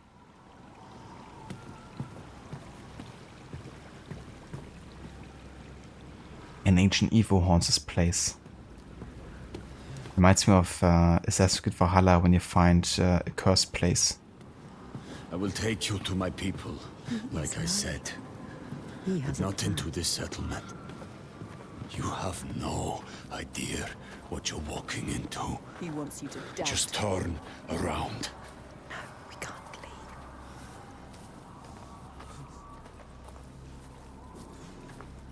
Don't tell him you hear things. Do you remember the screams? He wouldn't understand. I can't. Damn you. Why won't you listen to reason?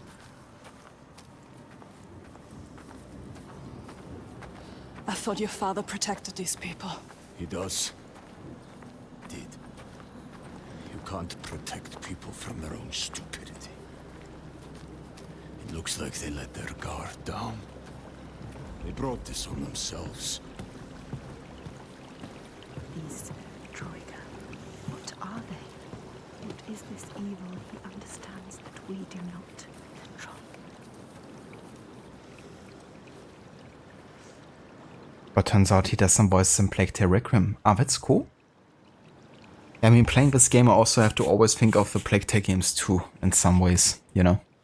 I think it's also the, like, visual style with, I think Plague Tale also being based on Unreal Engine. So it also, like, looks and feels sometimes similar.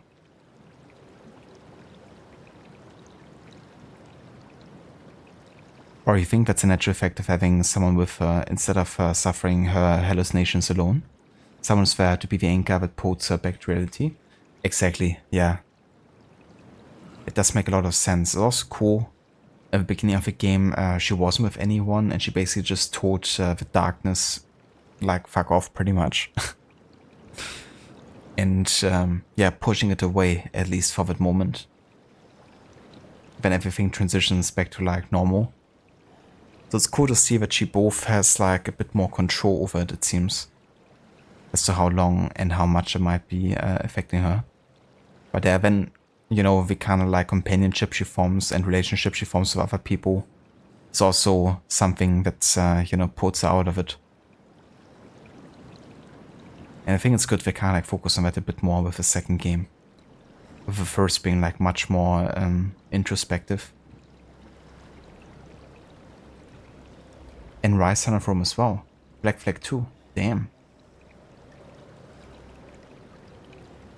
Yeah, quite a few games that I've played and will be playing as well.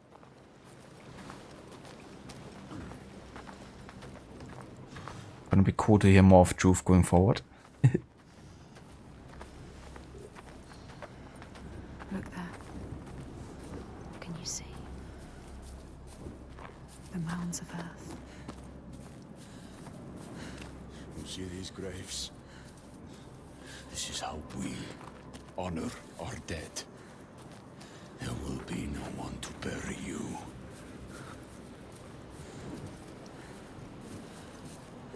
That's not nice.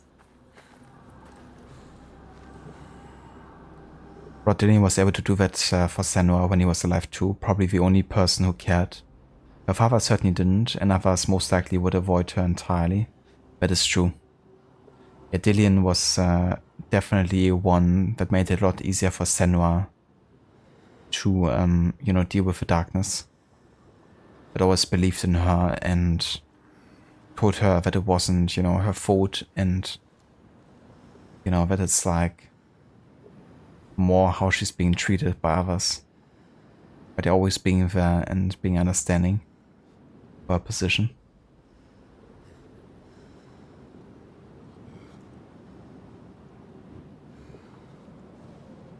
Hey there, Scar, welcome in. How's it going?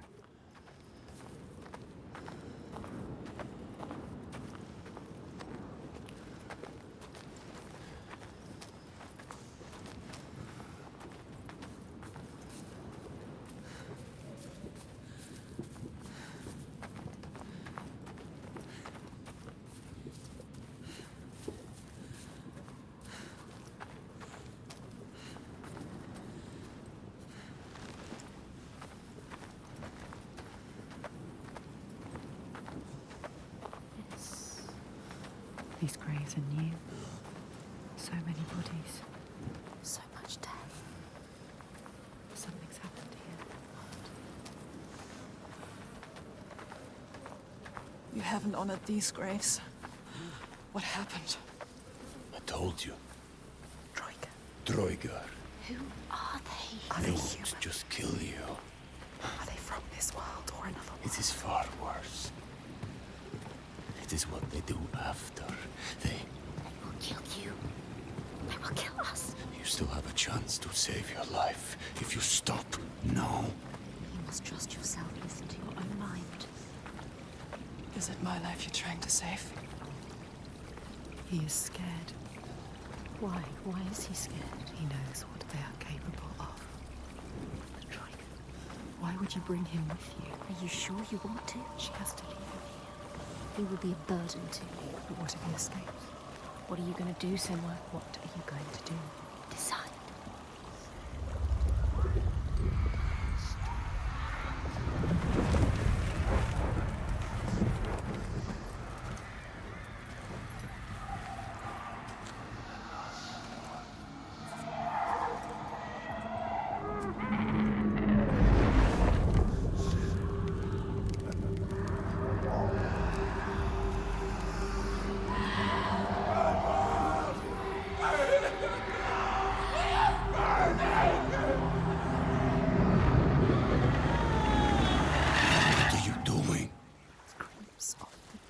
There's something here. They are not. I need to find out what it is. They're dead. You're mad. She's not mad. Doesn't see the signs. Don't make sense. Stupid. He doesn't. You're mad. He doesn't know. He doesn't see the signs. There is no way. I am going in there. Look at him. Look at him. Wounded. Hurt. Defeated. But you need him. No, Feel the you're not. The rage. But we need him alive. He will try to escape. She has. Go on then. Do it. Don't let the rage get the better of you. The rage is coming.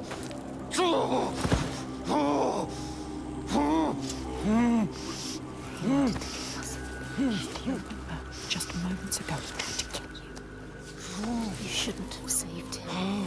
This was a mistake. Senua, he enslaves people. How does it feel to be the one bound and helpless? Waiting to die. When this heals, I will kill you, mad woman. For that, you'll need to stay alive.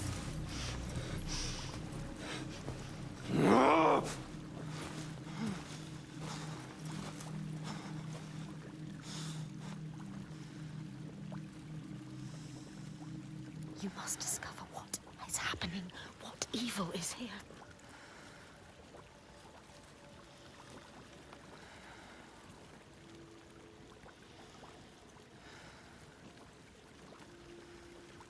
Skashi's evil. Yeah, she want to make him suffer a little bit there. But not quite kill him. But yeah, I must understand though that he's basically one of the slavers behind her people that she tries to save. Prolonging the inevitable, I see. Just go in there and get it over with. Alright, you enjoyed seeing the voice capture in yesterday's video where the actors were spinning around and zooming near the microphone. Yeah, I kind of talked about it earlier too.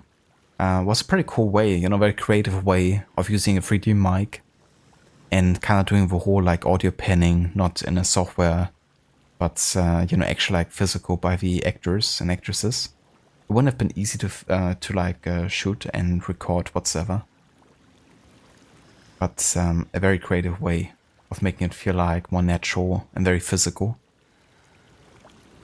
But yeah, for this game they actually didn't do that, they used software audio panning instead. I tried to warn you. I think for quality reasons, you know, because they can make sure that everything sounds perfectly understandable and You take your last breath. very high quality.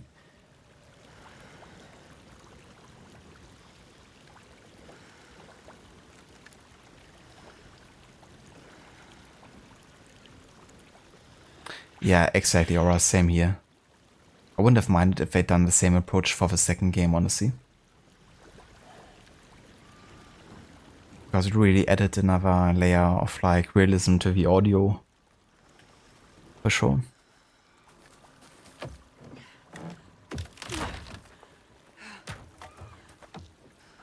You have no idea what you're up against.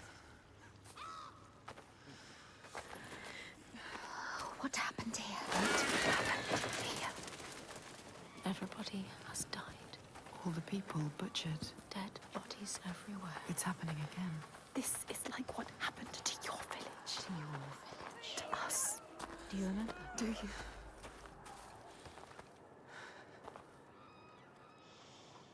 Why do you want to look? There's nothing you can do. She wants to remind herself of the past. She wants to live in the Should turn back. The Northmen raided your village. They enslaved people. They took Dillion. Your beloved Dillion. They killed him, Senua. He died because of them. Do you remember? They took him from you. Your Dillion. They killed him. Bodies. Everywhere bodies. Covered in blood. The blood. Don't think about it.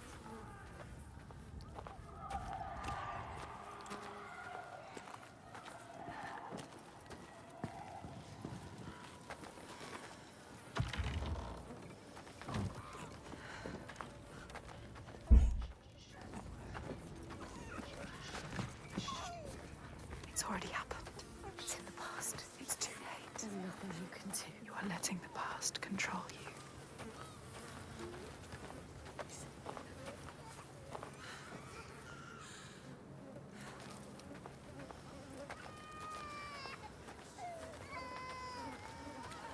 Hey there, Ave. Welcome in. And how's it going? I'm doing well, thank you. Starting Hellblade 2. What happened here? Playing the hardest difficulty. Hold your breath. The air smells thick with The disease. stench of it.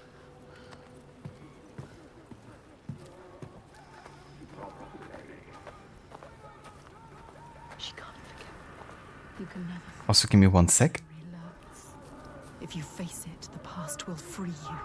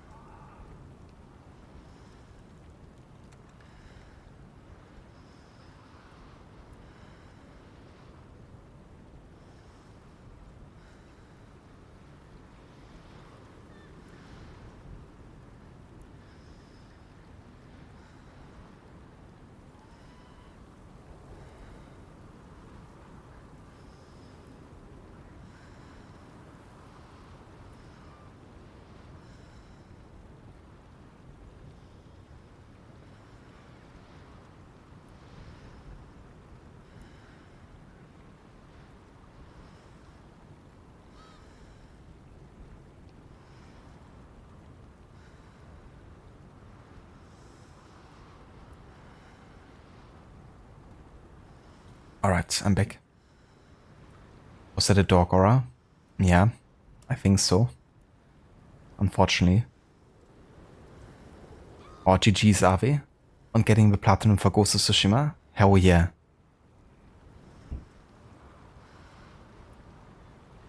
I think I got my platinum like half naked as Jin. When like paying honor to something. I think it might have been a shrine or something. Because there's this outfit where you only have like the bath clothing or something. Because it kind of like saves the screenshot of like your platinum trophy, right? So I made sure to look as best as it could as Jin when getting it.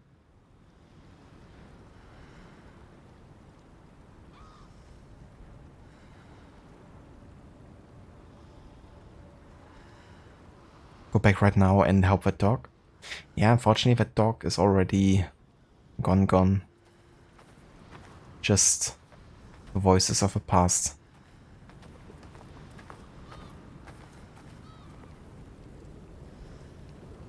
So the girl in the game hears her ancestors? Not quite, no. They're a representation of the psychosis that Senua has. Basically voices in her head.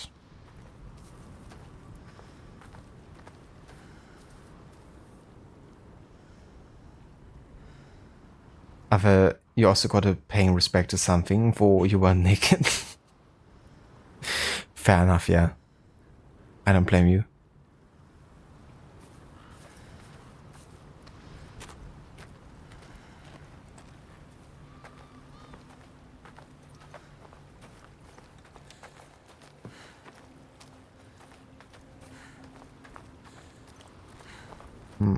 So we gotta find like a door or something, I reckon.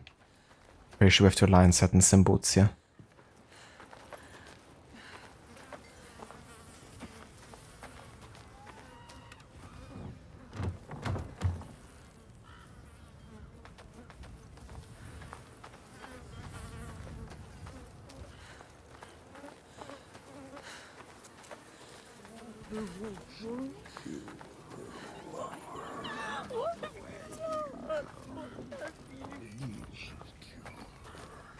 No. Don't listen. No, it's too much.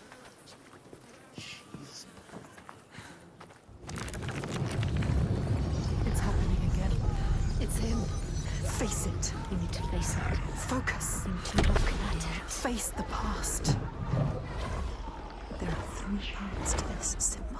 Very similar scene to the Dillian death scene. Look for the signs. You will find your deepest, darkest memories. Be careful with the past.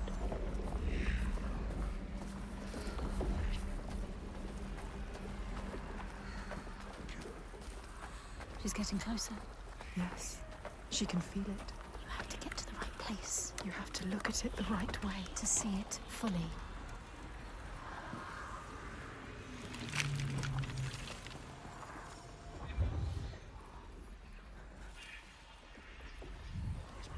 Face it. Focus. You found the first part, yes. 2 more to go. 2 more. Only 2. This place will worm its way into your mind.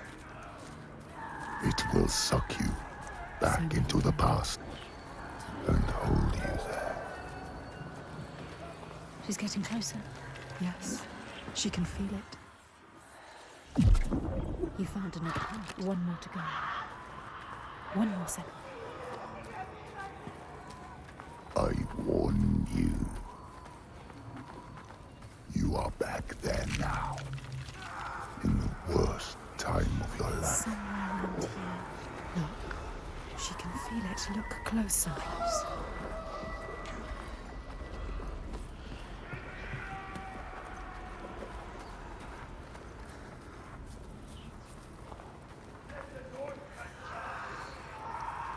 Yes, getting closer.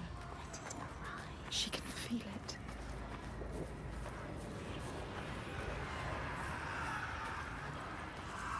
Focus. Go through it to the other side. Focus. You know what's coming. You have come so far. This is the hardest part.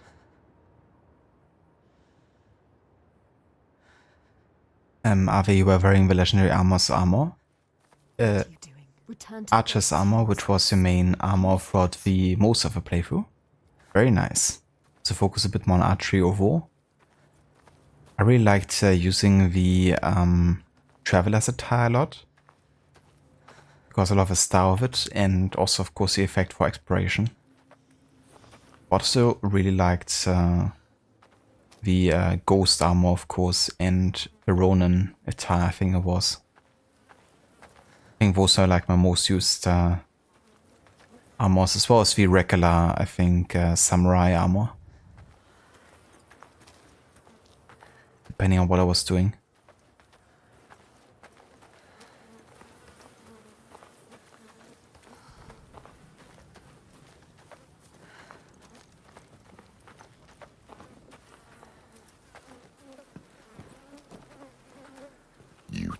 you understand. You will never understand. Where are we now? Where are you? What's that? You recognize this place? No. Senua, it's home. Mommy. Senua, oh, you've come home.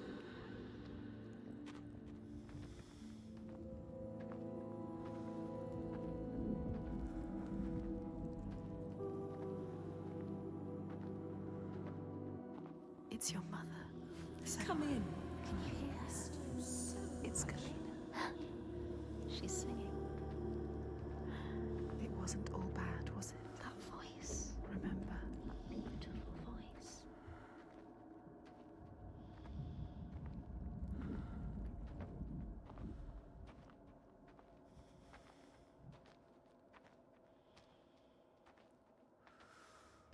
There was happiness too.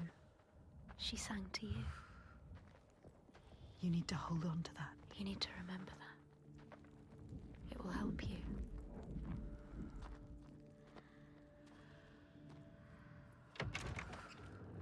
The mirror, Senua. It will help you fight your memories. You have to take it. Keep it with you.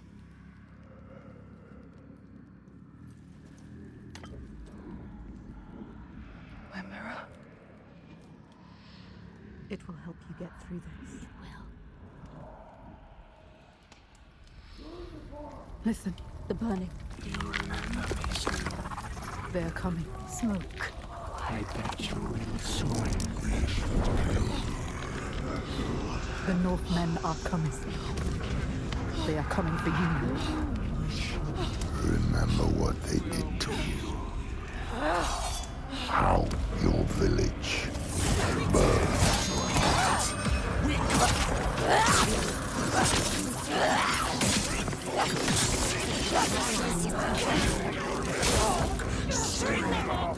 Use the mirror. Focus.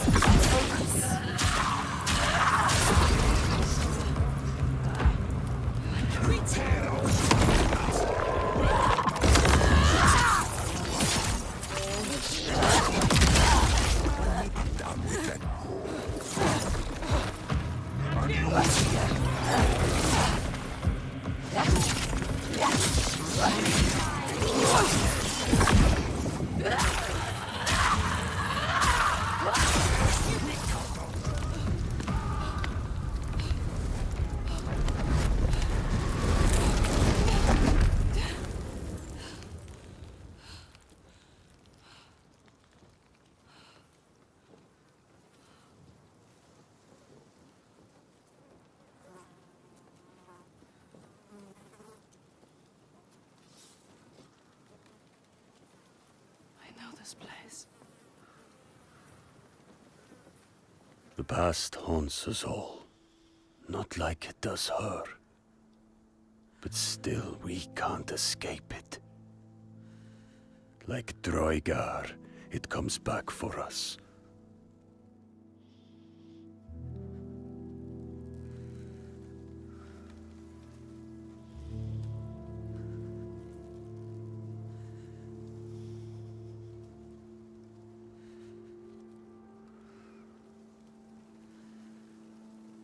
So, I wonder if, one of the raiders, one of the Northmen, actually took the mirror of Senua and put it into the house for her, and then she finds it or something. Or if it maybe it's just another mirror that's you know, uses the same or has the same function to her. But it's very interesting that she actually lost it, because it was of course our main form of also creating focus in the first game, in combat at least. But also an important narrative tool, because she would sometimes talk into the mirror as one of the other voices. For example, speaking as the darkness into the mirror. Have you loved offing enemies with a Sakai armor? They stood no chance, absolutely. Such a good one for combat. And very stylish. Hey, the Bioshock, welcome in, good morning. After the Straw Hat armor was your main one on your first playthrough, and you wanted to use it this time around as well. Well, you felt it would be better to try something different. It's definitely nice in a replay to kind of like change things up a little bit. And try some new like playstyles and looks as well.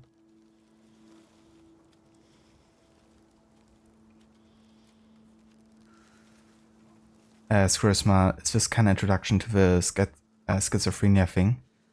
Yeah, so basically what you just saw is like the effects on the psychosis on Senua. Kind of like changes the way the environments and yeah, what she's seeing and hearing.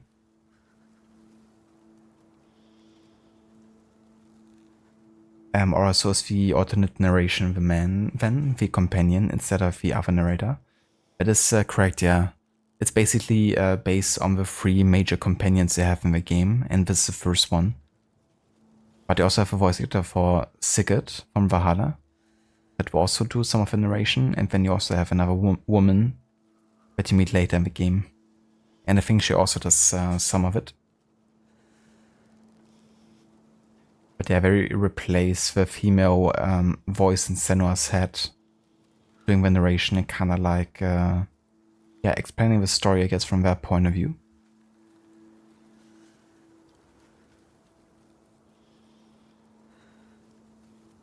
It really is cool. Definitely changes the narration as well, like in the wording for sure, because it's like really from their point of view and from their experiences. But I haven't really had like a side by side yet, so I'm not sure how much is actually changed. But you couldn't help but be like, Sigurd, when you saw the actor in this. Brother. You're back? But yeah, it was really cool having him in this game. And certainly quite fitting, because again, Viking age. And secondly, he's also from Iceland. The actor. I love his accent, actually.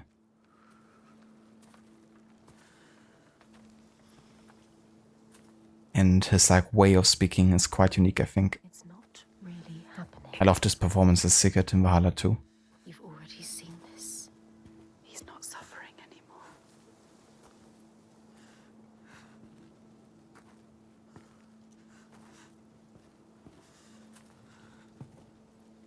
Her father, Simba. Did you think you could escape your past, Senua? You tried to run, didn't you? She can't forget. You can never forget. You thought you got away. No, You thought you left it behind in hell. Dillian, you're Dillian. You're lovely Dillian. But you will never be free of His this, pain, his suffering. however far you go. It will hold you forever in darkness. The only way. Take your darkness with you, it's yours. Be in control of You will never leave your past behind. It binds you here, You will drown in the memory of him. helpless. She will be lost in grief forever. I carry it with me. Learn to hold on to it. It drives me forward. She cannot forget. It's a promise.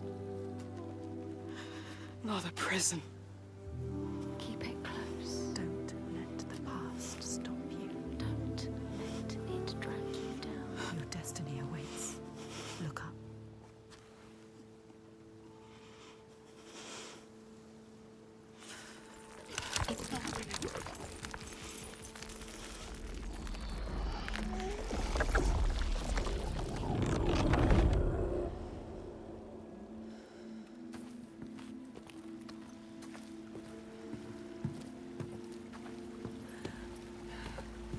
mistakes of the past haunt us always. Generation on generation, we pay. It wasn't me who killed her lover, but it might have been. It was someone like me. It breaks my heart, even now.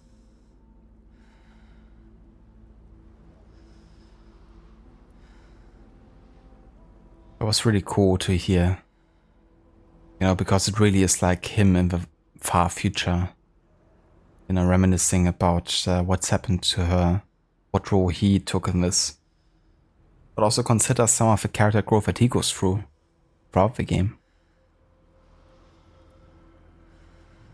But it really makes sense that, you know, it's something that you would only hear on a replay, because it does, of course, you know, make his intentions clear towards Senua, you know, that he doesn't, but he kind of like ends up regretting maybe the role he played in all of this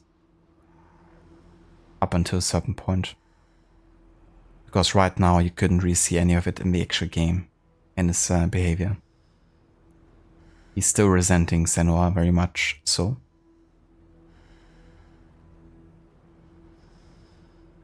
Avi is good, sure, but Uhtred, son of Uhtred, there you have a great voice. And a great sword fighter. I was actually telling Levi the other day that I kinda miss the Last Kingdom sometimes. Just kinda like seeing what Uhtred and his companions, what kind of shenanigans they're up to again.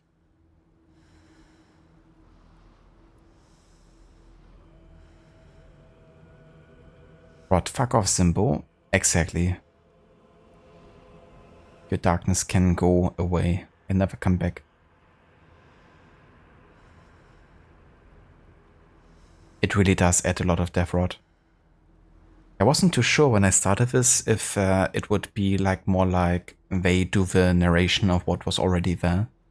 But I didn't expect it to change like the entire, like, you know, what they're saying. And yeah, it really does add a lot to the other companions. It really was other. Yeah, quite liked the Last Kingdom. And Finan was one of the MVPs, for sure. But there are so many great side characters in that show. Even the villains, you kind of like love to hate them.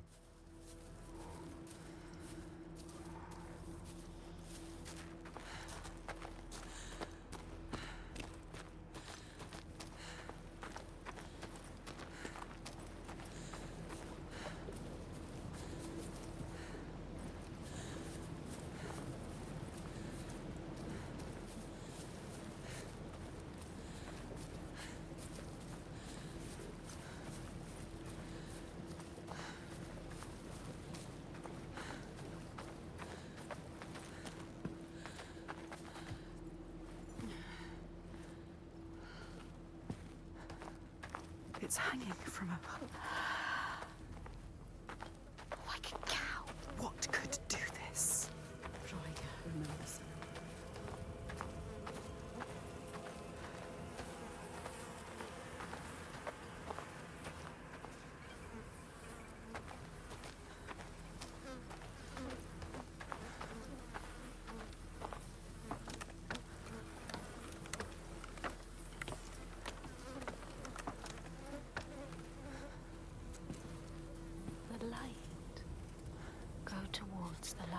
It is terrifying, but somehow... Let it draw you in. Beautiful.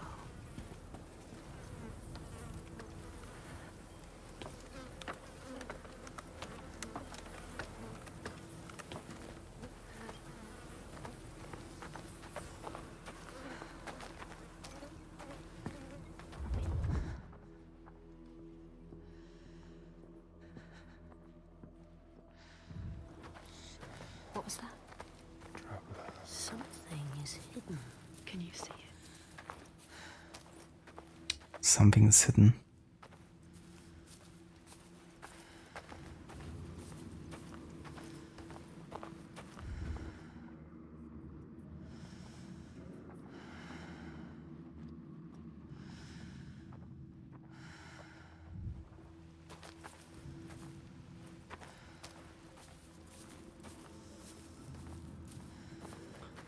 Let's have a look around, I guess.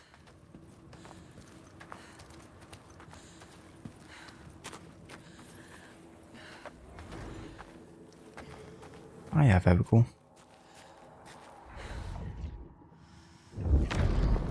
The Skalds say that in Grettir's time, a nearby farm was plagued by hauntings. A shepherd called Glamour was killed by some evil force, found dead in the snow, bloated and black. His body could not be taken to burial because he was held fast to the ground. So it was left. 3 days after his death, the body was missing.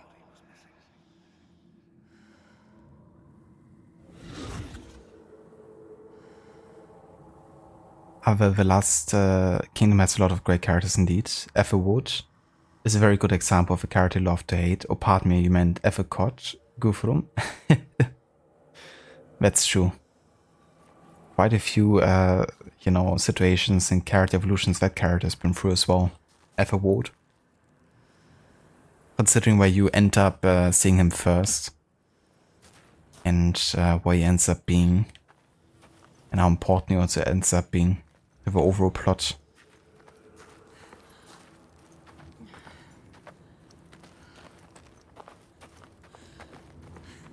Something is hidden. Something indeed.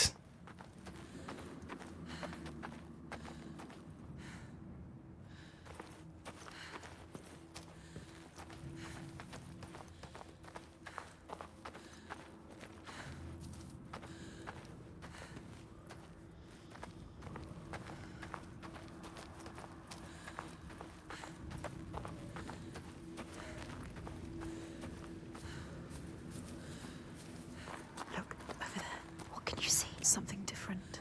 Yeah, there's a face. What is it? Look. Face, face. Focus, Senua. They're so beautiful. They're moving. Moving, transforming. Where will it take you? Where? Look, life. Focus. In all the places of the earth, they know that the gods and spirits affect man's path. All the misfortune that befalls man lies at their feet. If you have eyes to see, you see their presence and their power. Keep your eyes open, traveler, and you might see their faces.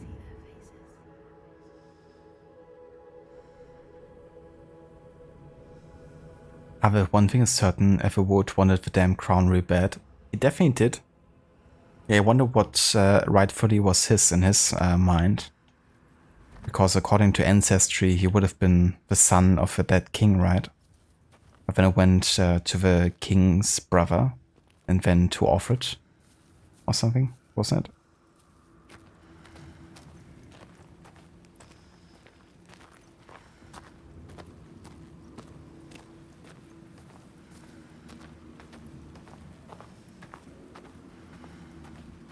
Yet some of the funniest scenes. Well, of course, if it is a trap, then we should walk towards it.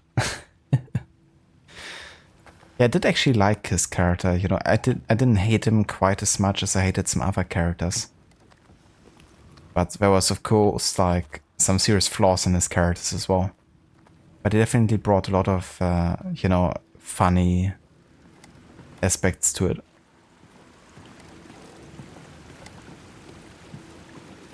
Some definitely ridiculous moments too. That scream, that voice. Something dark, Senua. You need to go up there. Don't let them see you coming. You need to find out. Don't let the monsters find you. You can do this. I believe in you.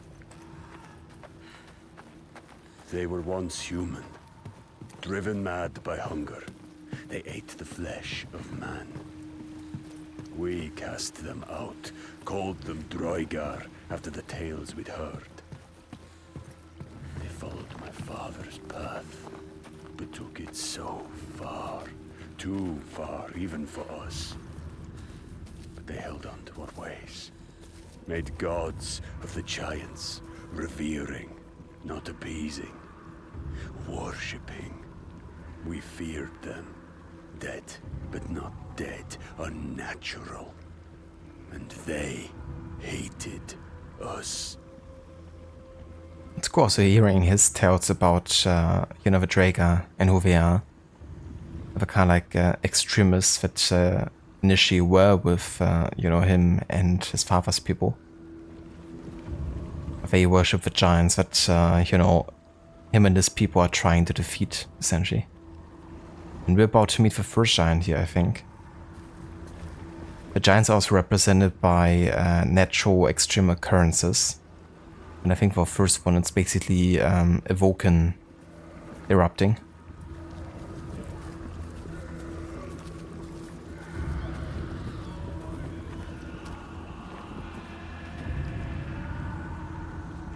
Yeah, for sure, Ave. I mean, that was one I couldn't, you know, forgive either, what he's done. But I did even more so hated Sigurd, not Sigurd, Eivor's character from Valhalla. Like Magnus Brun's character, for making him do it.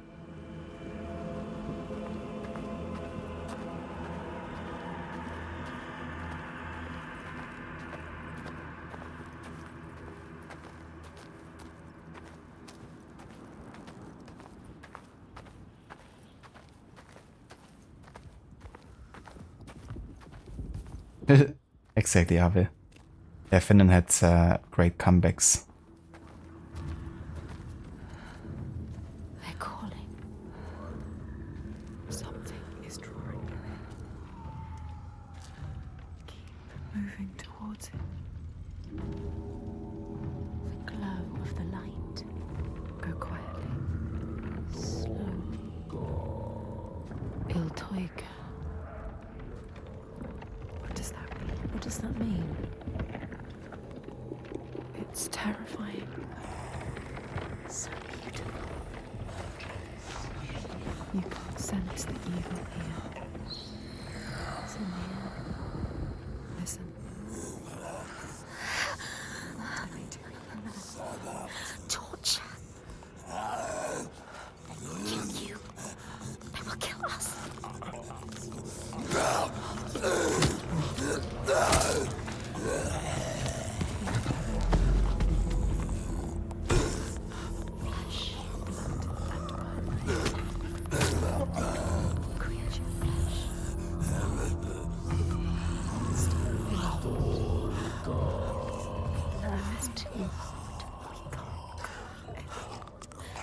You could still turn back. She can barely move, she can barely walk. Stop shaking. What can you see? Deep breaths. Moving. Control your fear. Control it. You can do this. Follow now. The light is so enticing.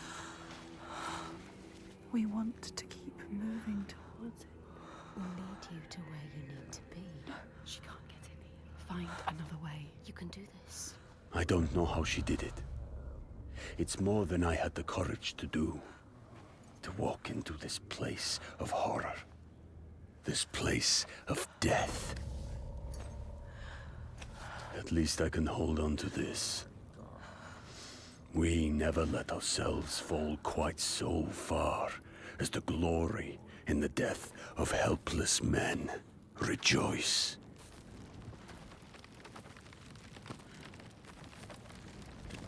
That's interesting because earlier she noticed that he was afraid of a Draga when they were mentioned.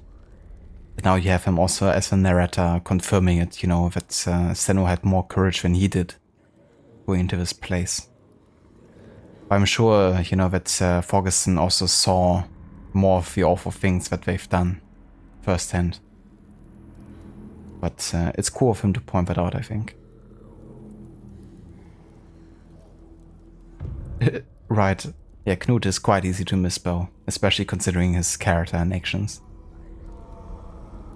Avi was a driving force to Ethelwald's bad act, so totally agree with that. Yeah, 100%. He really pushed and manipulated him into believing that it was either that or dying himself you know. So Everwood really also acted out of like fear, I guess.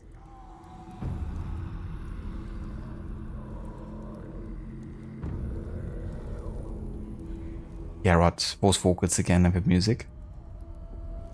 Nice head of lettuce. Sounds like a clicker. Wrong shack, sorry to interrupt. I'm just gonna be on my way then.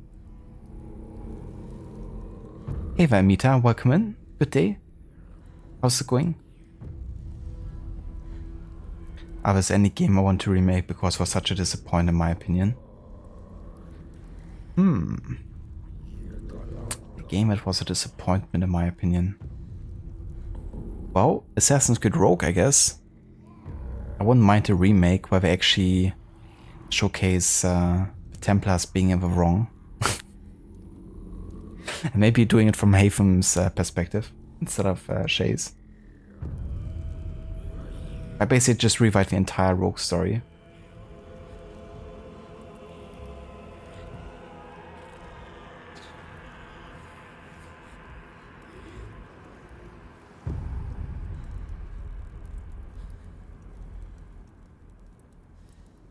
That's good to hear, Amita. And thank you, I'm also doing quite well. And starting my first replay of this game. Doing on my hardest difficulty this time. Remove all the story elements from AC Rogue. Exactly. Just make it gameplay only. Remake where Shay gets killed by Adevale. I wouldn't mind that. Yeah, get Shay killed by Adevale and then you control Adevale for the rest of the game. And undo the damage that he's done. Yeah, just change the characters' names. But he makes his own luck, Liam. That is true. That is the best character trait of Shay Patrick Cormac. That he's Irish and he makes his own luck.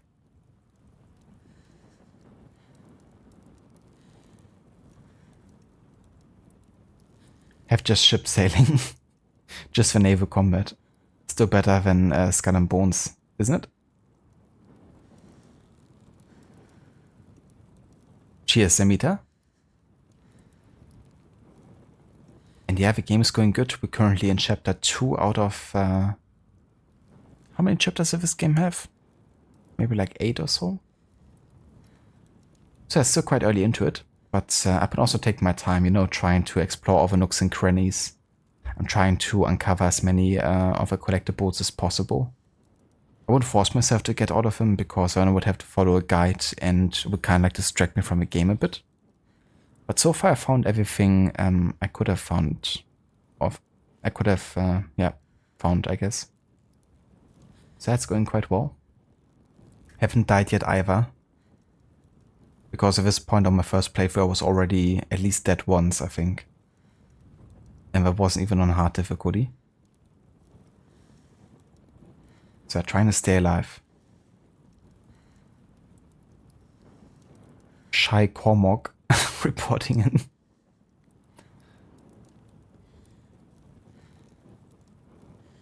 Oi Cormac lock would be his phrase in that version. Shy Cormac lock or something.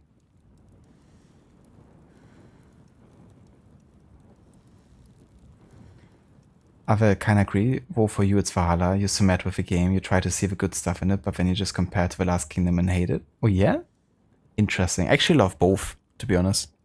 I love both The Last Kingdom and I loved AC Valhalla. Now, I'm not saying that I'm 100% like happy with all the choices made in Valhalla. And I feel like it's definitely too big of a game. You know, they definitely should have cut some story arcs and focus on improving others, maybe. And I could live without any of the DLC and post-out content. I think the main game is fine as it is. But overall, I really like Valhalla. And it's definitely among my favorite AC games, I have to say. But for me, it comes down to, I think they really improve a lot of the mechanical things in the RPG games. And I feel like we also refine definitely a lot in those games, also make it like less like RPG, like less stat dependent, which lots of people criticize. For me, it was a good thing, because I meant I could succeed in combat, stealth, and archery and be really effective in all of these three regards. And I mean, honestly, I love the writing of it, the way the characters are written, like the writing style. And yeah, I mean, I like the overall story as well and how it connects to all the other AC games. I think it's kind of like a lore goldmine when it comes to the AC franchise, given how many references are being made to other games, how many tie-ins there are. You could really tell that Darby McDevitt saw a chance being set in between the old and the new AC games and try to connect them and yeah, try to make as many references that felt natural to other games as possible.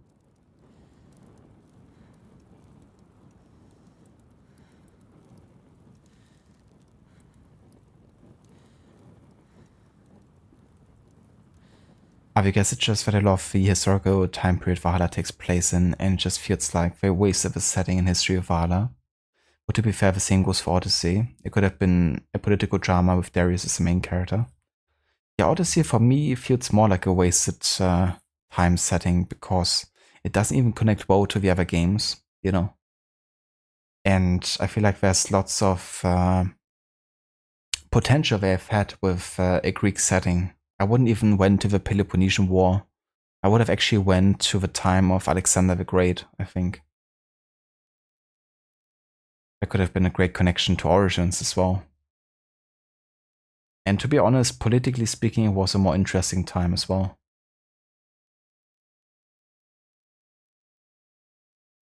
At least I think so. But yeah, I mean, personally speaking, when I heard, or yeah, whenever the opportunity was kind of like named that, you know, ancient Greece would be like a possible setting for Assassin's Creed, I was like actually really excited and interested. I feel like there's lots of room for social stealth, political intrigue, you know, kind of like Secret Service, even like some level of it. Like secret contracts and stuff, you know, same for ancient Rome. Another setting I would have loved to actually play in. But yeah, making it so focused on like actual warfare and stuff, I don't know. And then not even doing a good representation of it, right? Because yeah, the whole like conflict is really like glorified and dumbed down in so many ways. So wasn't really what I was interested in when we go to ancient Greece.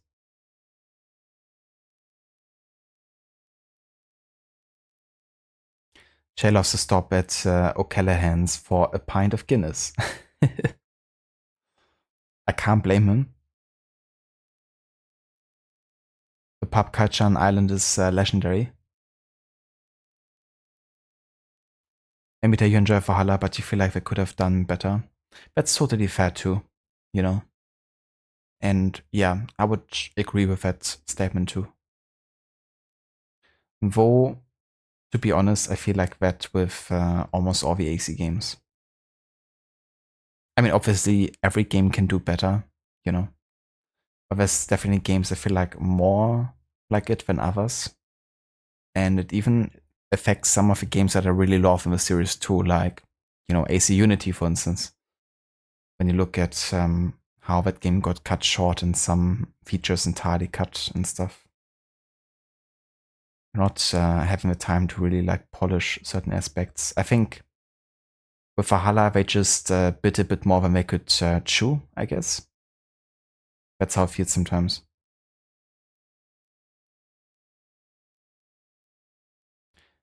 But you generally feel like it should have been one story, not many arcs. You definitely think it has to come out of the RPG games, which you know is a hot take. I mean, it's Darby McDevitt. Of course, the writing is good, even if the story is too long and has some flaws in it. Yeah. And the thing is also, you know, he just oversaw a lot of the story. He, of course, also did write, but he was like more of a narrative director than the main writer, I think, for that game too. So I feel like that's also difficult sometimes, you know, because you have like so many writers to manage, I guess, and to bring like on the same course.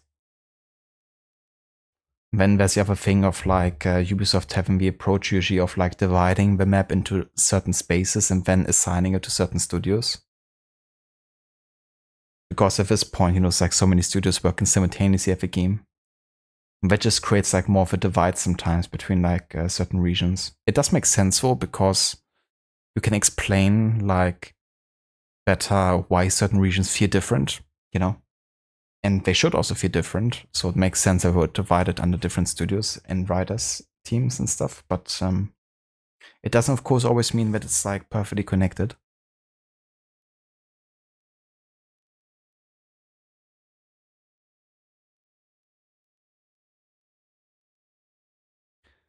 But focusing on Alexander the Great would have been great too. The character you play as would have to be Etani Vogue, because she's the one that kills him. Yeah. Yeah, or you could have her as like a side character, but I mean, obviously I wouldn't mind playing as an actual like proto-assassin. You know?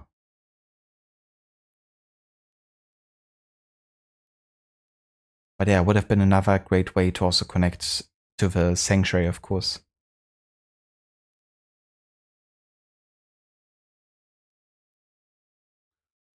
That's true, there were other writers involved, some that were involved with Suicide Squad, Kill Rocksteady as well, you think? Interesting. I didn't know that actually. Didn't look up who all the writers were. But I'm not sure if that's a good thing. I haven't really looked into writing from Suicide Squad. But who knows? Keep going. Maybe this time she can't. This fear can't drag you down. We have chosen this place for a reason. So many voices. What is this place? So loud. What if this fear is worth listening to? You can feel it, that voice. Summoning that voice. What's down there? The smell is... Go. Rotten. Look.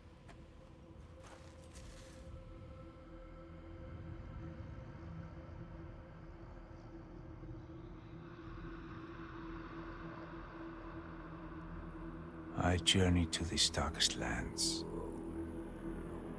to heal those overcome by fear and hate. However dark it seemed, I always found a ray of light. In this wretched land, by far the darkest of them all, it seemed the shadow would never lift. But I knew I would find my light. Who is he? He knows her.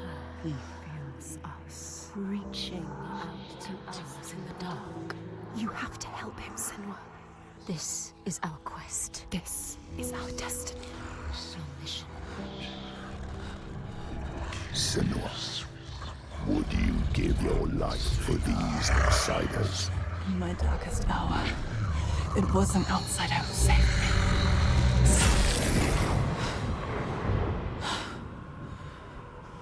This man, his kin killed yours. You should want his blood, not to give him aid.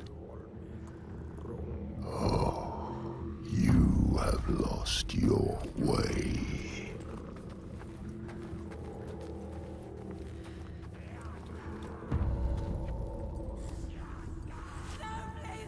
And there he is.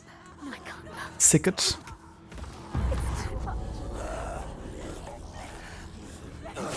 What are they doing to her? Dragging her away. Taking her. No, don't fall back. Look what they do to those who fight. They will do this to you, see you. They will destroy you hidden from them. Don't let them see you yet. It's not time. You have to get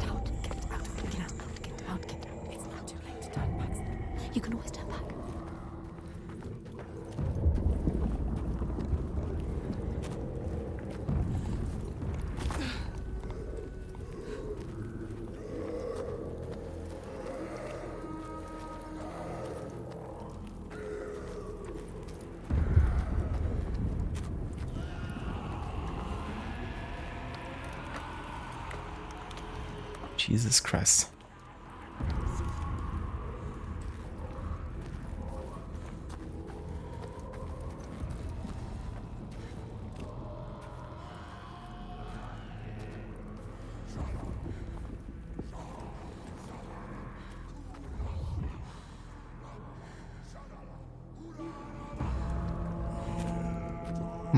I wonder why you have a ladder up here. Can't really spot anything here either.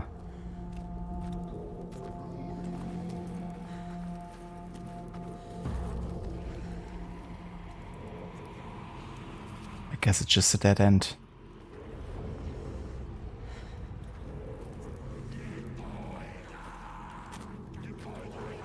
But the 5 people who might play it know. Yeah. Maybe I have to find one of those 5 people. It smells like sulfur. It does.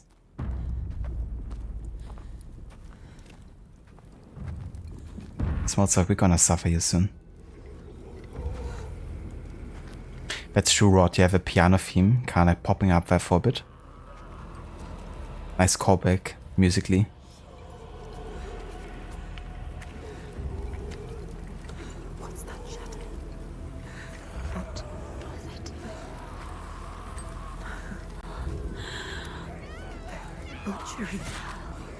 Slaughtering. I thought it couldn't get any worse. How could you make them stop? What are they? It's too much. What are they? It's just too much. They're not human. They can't be.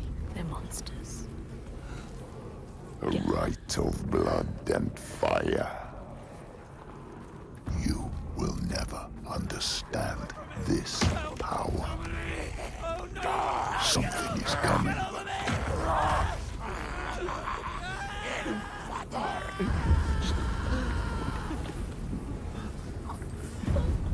don't want to go down there. You have to. She has no choice. There's no other path. But you will drown in the blood. Blood and bones and body. Blood and bones and bodies. I can't stand it anymore. I can't. Shh, don't. A sound. What's that? No, listen. They're all around.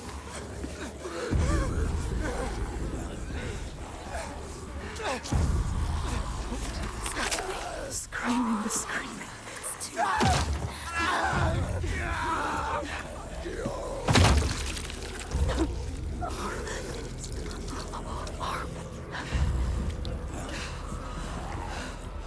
The bones, the sound, bones breaking, snapping. Close your eyes. Flesh. The sound is worse. The murder happening above your head. It's too much. I can't move. She can't move. Keep moving. Just keep moving. Don't stop.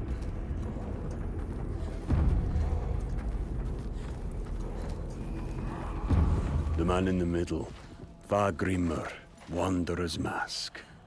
I knew him of old. I will pass the tale to him now. He will take her further than I could. Not to the end. Move quiet.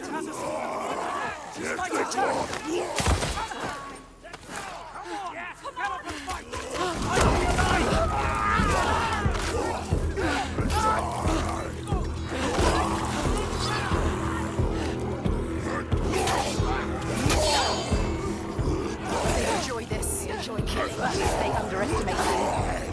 Give them pain.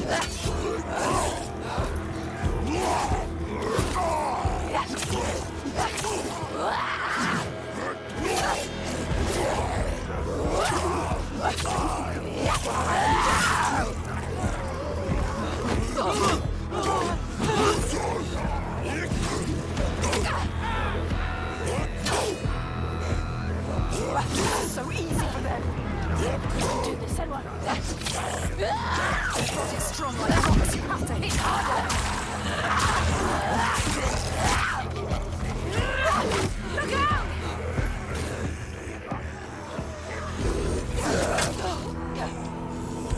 I can see the pattern. Feel it.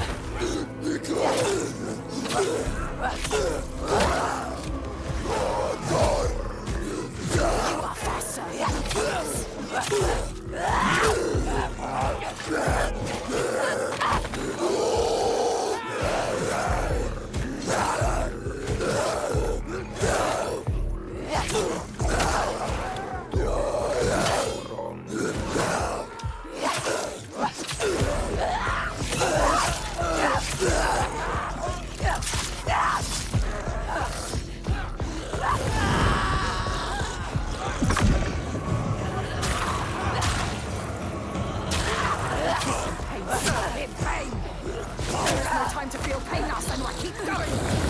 Faster. So strong.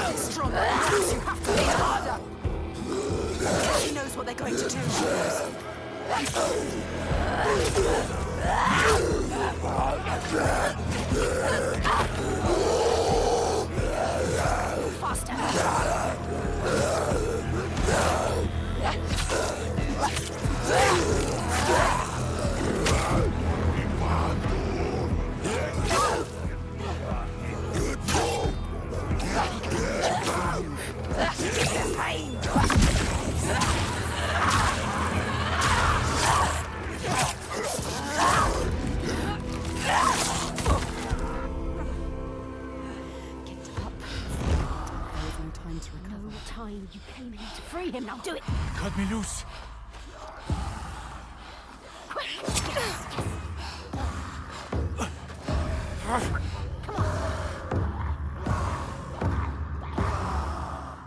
What's he going to do?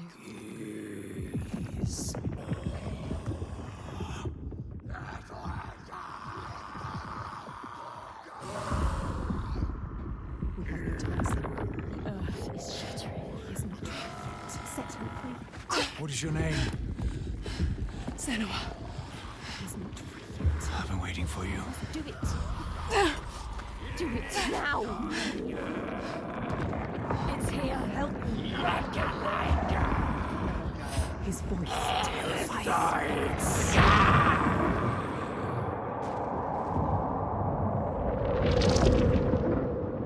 She is coming. Can you feel her? She can feel it. Something from the other world is coming.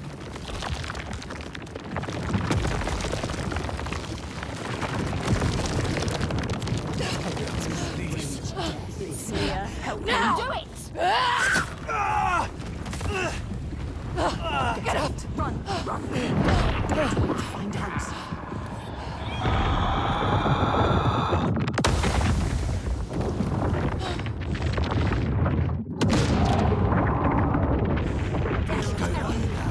What do we do? Run! Heat Tiger! Run!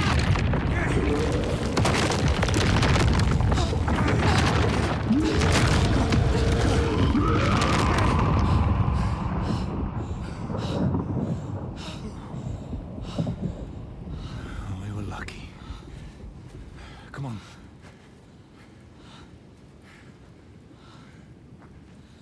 It all just stopped. Yeah, it's daybreak. She'll have to hide from the light now.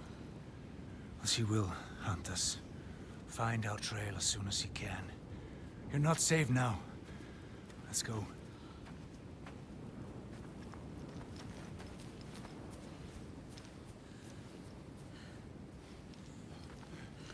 Man, I couldn't have timed it better. We literally finished the second chapter on the 3-hour mark. Like, on the dot. But yeah, what an amazing combat sequence that was. I love these cinematic combat fights in this game. They're quite different to the first one, you know. The way they're more kept and like how it's also like definitely a bit of a reenactment type of thing. But it looks so good. And also feels great, honestly.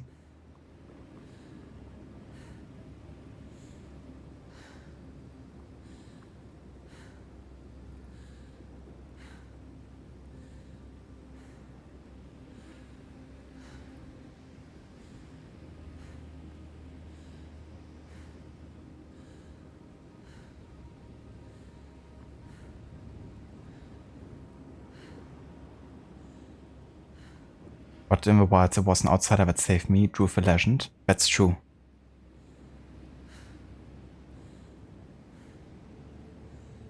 Another great callback to him as well, as a character. Other, it's hard to write your idea out since this is Twitch, but you tried your best. One more thing you would change is the ending. You would make the ending the better of Effenden. That's fair. I haven't actually looked into that one. So why would you choose that one as the ending? Zombie noises intensify. Definitely sounds something quite nightmarish, there, Saint. But darling, a ladder? For me? A ladder that leads nowhere for me. Exactly, alright. You know, there's like doing a moderate amount of blood eagles and that's just like overkill. And I think they've reached it. Why are you hearing Kratos? It's like, boy. Remember your lesson, boy.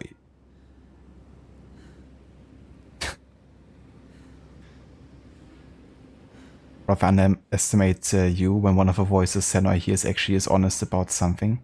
That's true.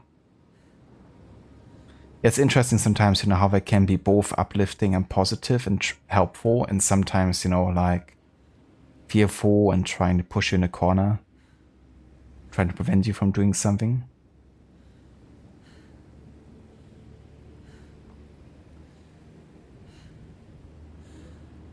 I gotcha, Ave. That's cool though. But I kind of felt it was similar. But it is quite cinematic. And yeah, I love the performance, not only for, you know, the dialogue, but also for, you know, the screams and like shouts and just in general, you know. So much there to record.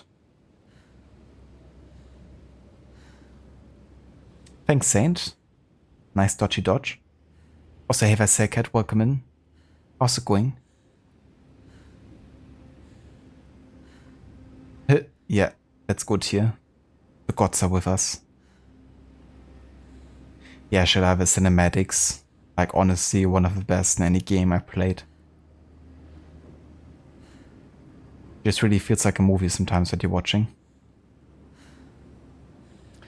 It was kind of funny that the dude who was basically like pretending to be summoning the giants and like the volcano was the one to get killed by it at first. It's like the ultimate sacrifice. That's what he was living for. It really does, Avi. Looks so good. But our fates are fixed, Senua. Sorry, wrong game.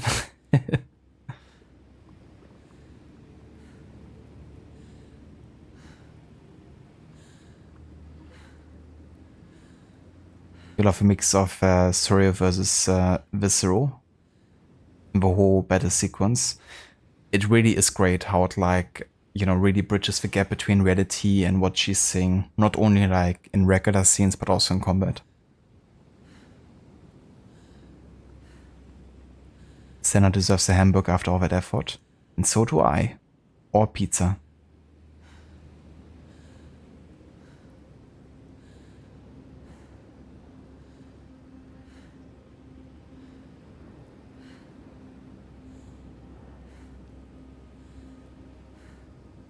I was wondering, Ava, because I didn't really catch that message that you were referencing. So keep the prologue mostly the same, then make a story that doesn't have arcs. You and Sigurd want to expand the reaches of Raven Clan. Okay, Ava is now conflicted though because he's being divided between the Hidden Ones and the Raven Clan. Haven Basin tell Ava that his father was a Hidden Ones representative in the north.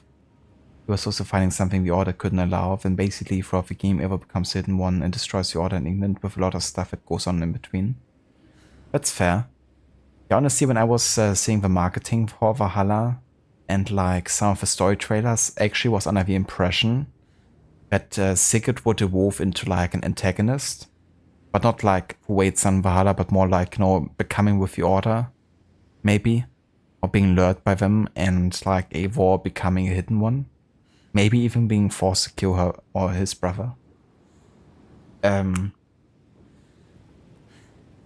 yeah, I was definitely under the impression that you would kind of like transform from like a Viking into like adapting, you know, the Hidden One style or even joining them. I guess it happens to a degree with, you know, the burrow quests, but not in the way that I expected it to be, I guess. I have to say, I'm actually fine with Eivor not becoming a hidden one. I think the explanation that they give makes sense. I mean, yeah, like, of course, have like also changed the go through, and like some of the Viking traditions might not be quite as important to them anymore by the end. But I think it makes sense how they say that, you know, they still are like allies, and if a cause is a line, you know, they would still work together. I don't need every protagonist to join the assassins, but yeah, in Eivor's case, I initially at least expected it to, you know, happen at some point.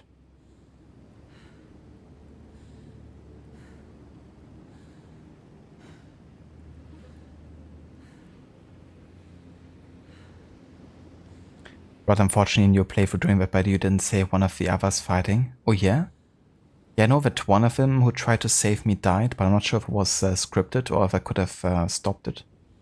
Because I kinda didn't manage to dodge an attack just before.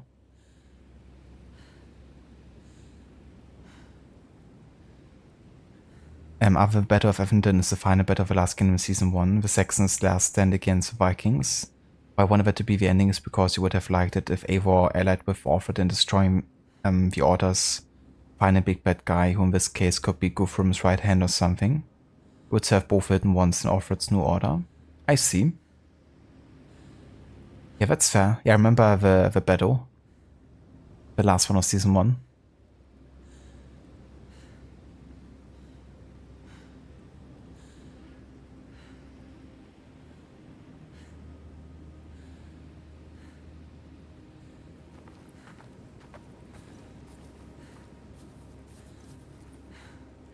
Alright, so this is the beginning of chapter 3 here already, I think.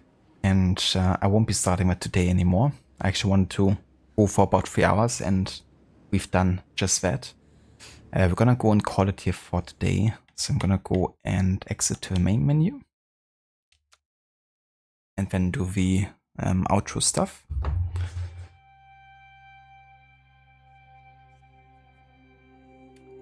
Let me actually have a look who's online at the moment.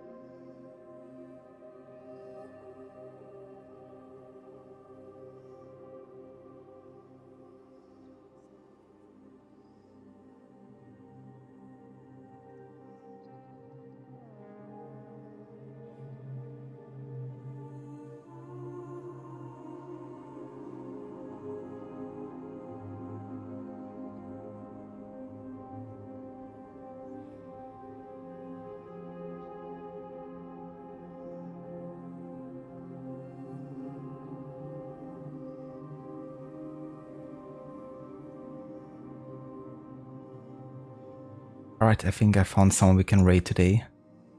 Someone new playing some Hellblade. The first one though.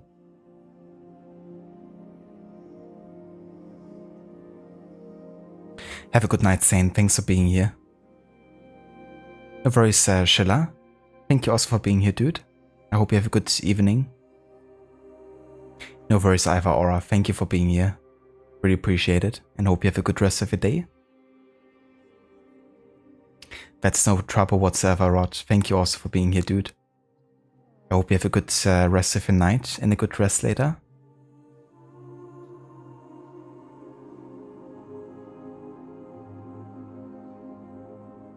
No worries, Iva, Ave. Thank you so much for being here. Yeah, thank you all. I really appreciate it. Thank you to Dr. Darling.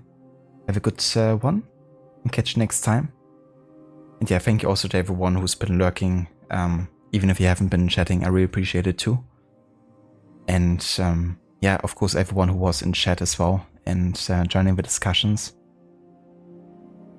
Thank you so much. Been good to share, you know, this game once again, and also playing it with a different narrator, because it really, you know, gives us a bit more insight into what the other companions and characters are thinking. So yeah, looking forward to play more of this, for sure. But for today, though, this is gonna be it. Gonna go and raid out to a Finnish streamer. Elina Jasmine. Oh wow. I think she just got raided big time. Something? Or what happened there? Or maybe I didn't realize that she was having so many viewers. Or she says like 1,300 viewers or something. Ah yeah, I kinda saw that. I thought it was 13, but it's 1.3k. Never mind then, I don't think they actually need the raid. But if you wanna check out the channel of somebody else playing Hellblade, I guess I'm gonna just post a link here if you're interested. I'm also gonna give a couple of shoutouts as well.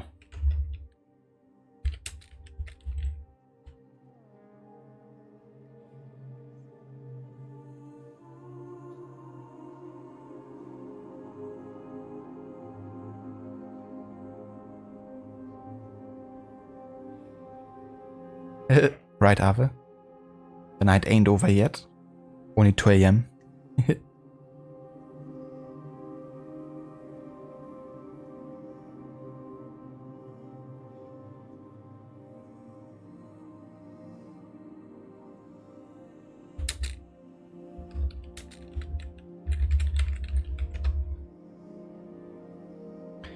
Right, I highly recommend checking out Rod, Schiller, and I'm in a Bear Suit. Rod has been playing some Tomb Raider Anniversary. He's playing for the series, for his annual series run. He's also a big fan of Assassin's Creed, currently playing for AC2, doing a 100% challenge with the game. And he's also playing Watch Dogs as well at the moment. Loves narrative, action-adventure, stealth, and those types of games. So you can catch a lot of those with different types of challenges. Also check out Schiller. Schiller has been doing some Euro Truck Simulator too. He's been also starting a playthrough of Witcher 3 for his first ever time playing it. So if you want to catch some Gwencha, check out Schiller's channel over there.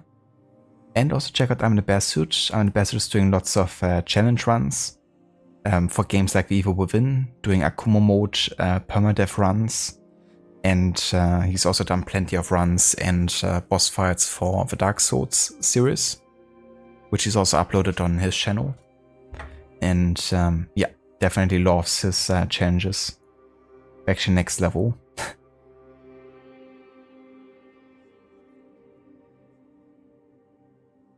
And that's no worries for shoutouts whatsoever.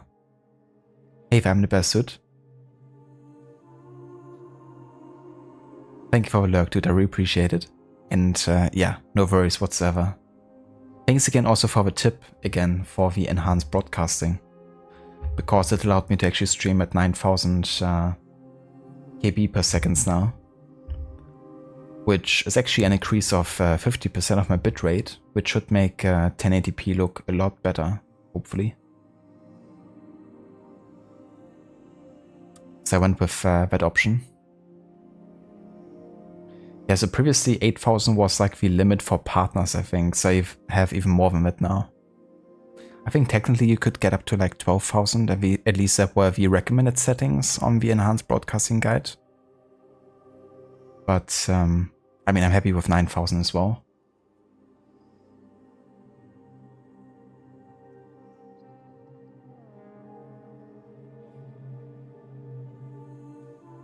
Watch Dogs, the dog daycare game. Imagine War. I'm sure it would sell quite well. Wasn't there like a game called Dogs literally or something for like the Nintendo DS? We had to like take care of dogs. There was also like one for cats or something, I think. And I'd never played them, but I think I saw like ads. Enhanced broadcasting is excellent. You've seen some people using 4K now too, but you don't have a bandwidth for that yet. Yeah, and I think you also only get to use it when you're like invited by Twitch directly. I believe. Might not be open to everyone.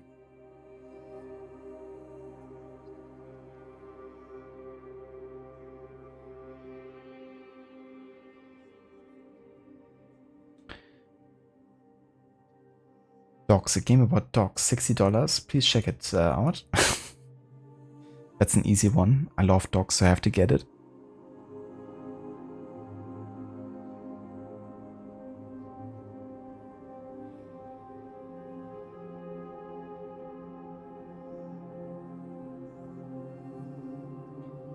Okay, so what we're gonna do instead is we're gonna go and raid out 2 off-the-shelf reviews today.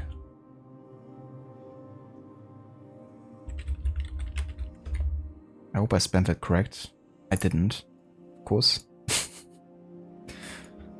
Let me just copy and paste it then.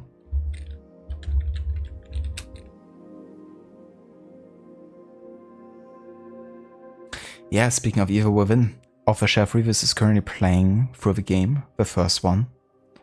Doing a standard playthrough. And he's currently in chapter 11 plus. So I can get it closer to the end there. Thanks Rod for posting raid emotes there. So if you would like to follow us for raid over to Off-the-Shelf Reviews, for some Evil Within, feel free to copy and paste raid emotes in chat.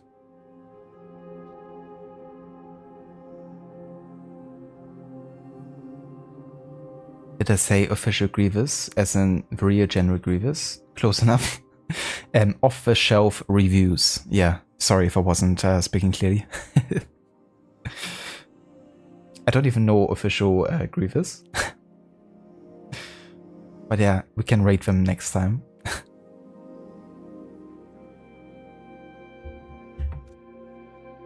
But yeah, I catch you guys next time. Thanks so much again for being here. And I hope you all have a great rest of your day, or night, or morning. Until next time.